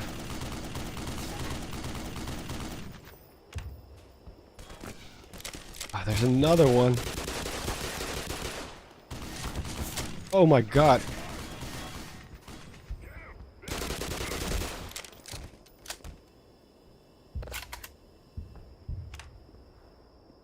I think after we launch the rocket, I'm gonna call it a day, and then we can always continue next time if you guys are enjoying this, or we just play Zelda. Also fine. I am up for whatever.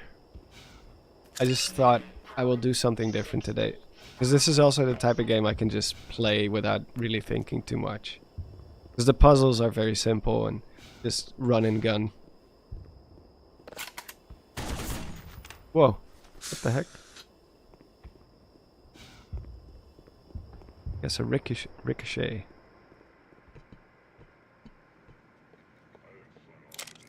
Yeah, this is where we launch the rocket.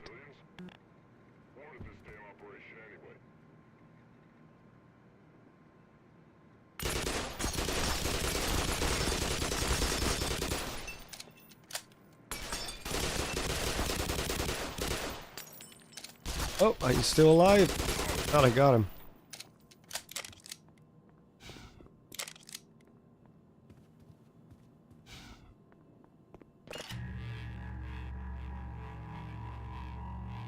Thank you, Zenith. Much appreciated. But I mean, I do want to make sure that you guys are also enjoying it. Usually I'm a little bit hesitant, like if I play anything other than Zelda on the chat, like whatever I do, like on the channel or during live streams, I feel like maybe people don't really care as much.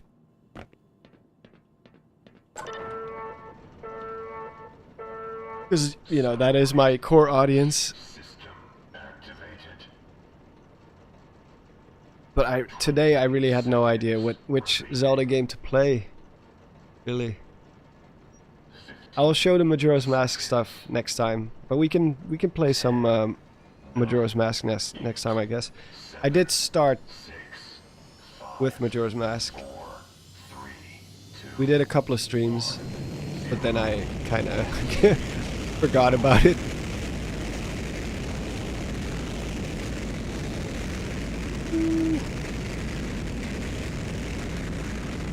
To space!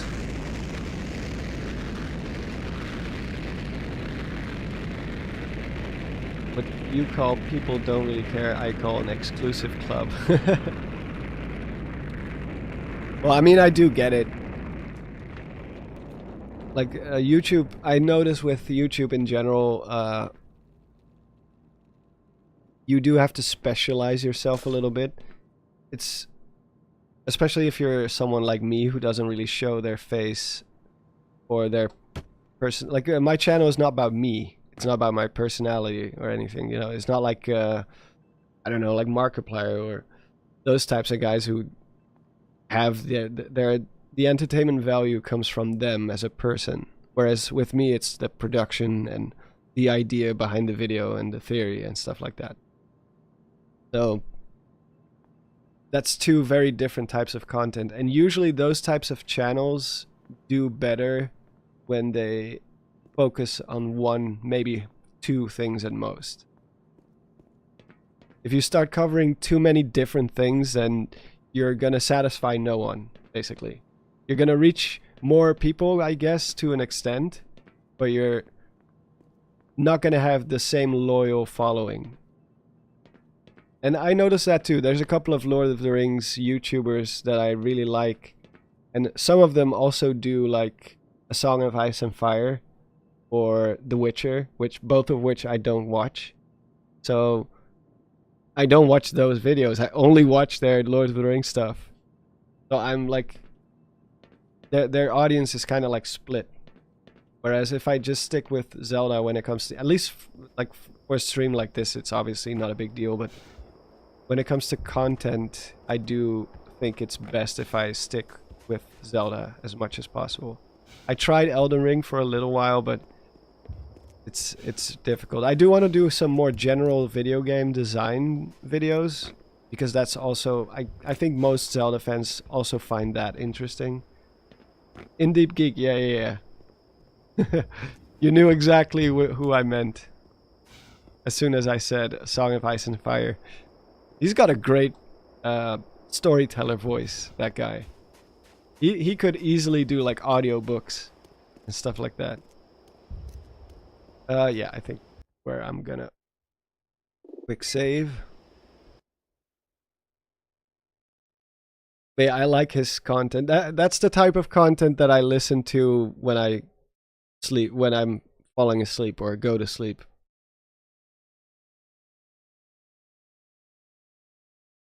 Oh, you've been watching their Game of Thrones videos. Well, I'm not really into Game of Thrones a lot, so that's why I don't watch those videos. And I also didn't watch the Witcher series or anything like that.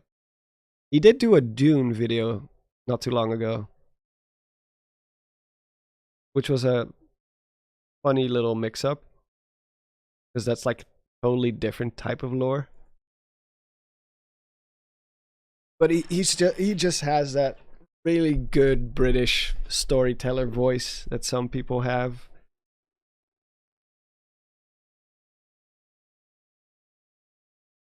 I might give House of the Dragon a shot. Maybe. Did anyone play Mark Brown's Mind Over Magnet? Really fun. I did not know. I didn't know he made a game. I think maybe several games by this point, but he actually does put his money where his mouth is. He doesn't just criticize or talk about or explore game design. He actually does it himself. You need to do your geography of Hyrule. Oh, you mean the evolution of Hyrule? Probably. Yeah, I do want to do. I do want to do it, but then I do have to find a sort of main consensus where it falls in the timeline. Whether we're gonna treat it as a separate thing, its own self-contained timeline, or if it's gonna take place after everything else, because that does make a huge difference. That's the more difficult part of it. Like if the connections were clear, then the evolution of Hyrule would have already been up like months and months ago, probably last year. Because I loved working on the evolution of Hyrule. It's one of my it's been one of my favorite series I've done to work on. My favorite type of videos, because I love exploring maps and creating an overall picture of how the world of Hyrule changes and how it looks from afar. Because you don't really think about that all that much when you play the games. The Hyrule shifts around so much. Yeah. But it's just a fun little thought experiment. So I do love that a lot. And of course, Echoes of Wisdom is not in my original Downfall timeline video, so I guess I need to update that one as well at some point. Because there's a new game. I mean, it's obviously just the same Hyrule as A Link to the Past and Link Between Worlds. I think there's no denying that. There's just more of it now. The borders have expanded a bit. And some areas have changed in terms of climate, I guess. Because I do not believe there was a river area right below Hebra Mountain or Death Mountain. But so there are differences. But it is clearly the same Hyrule. Because even the Eastern Palace is kind of like an archaeological site now.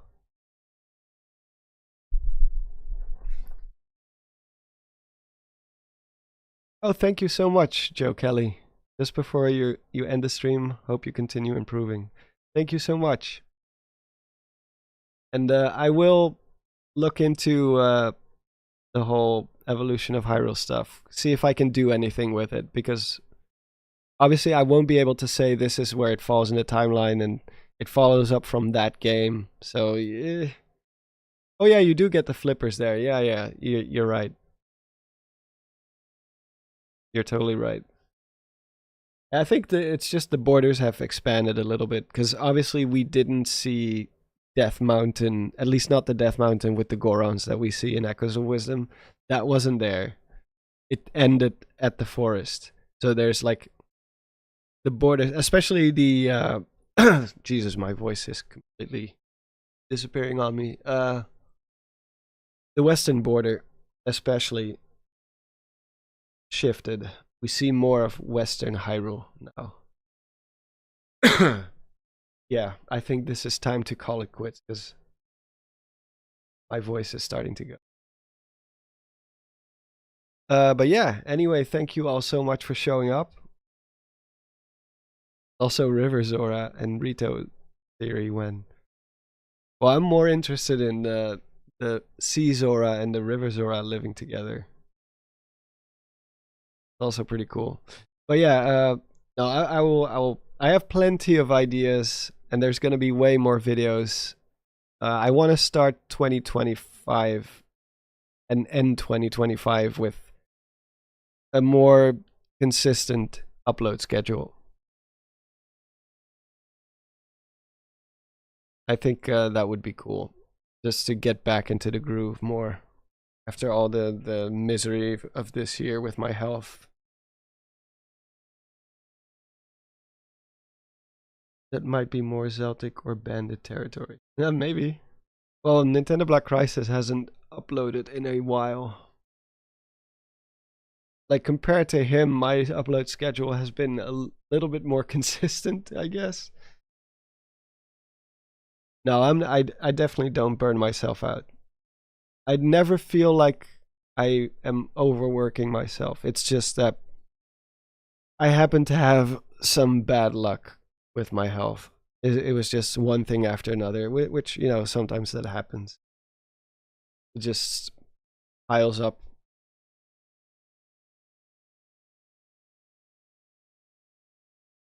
Oh no, maybe you should check and subscribe to him. He could upload any day now. I'm sure he's just busy with stuff, or maybe he has a writer's block. Happens to the best of us too. I've had like a couple of months last year where I was just like, I could not get a single paragraph on paper for weeks because I just didn't know what to say or what to talk about. Like, no inspiration.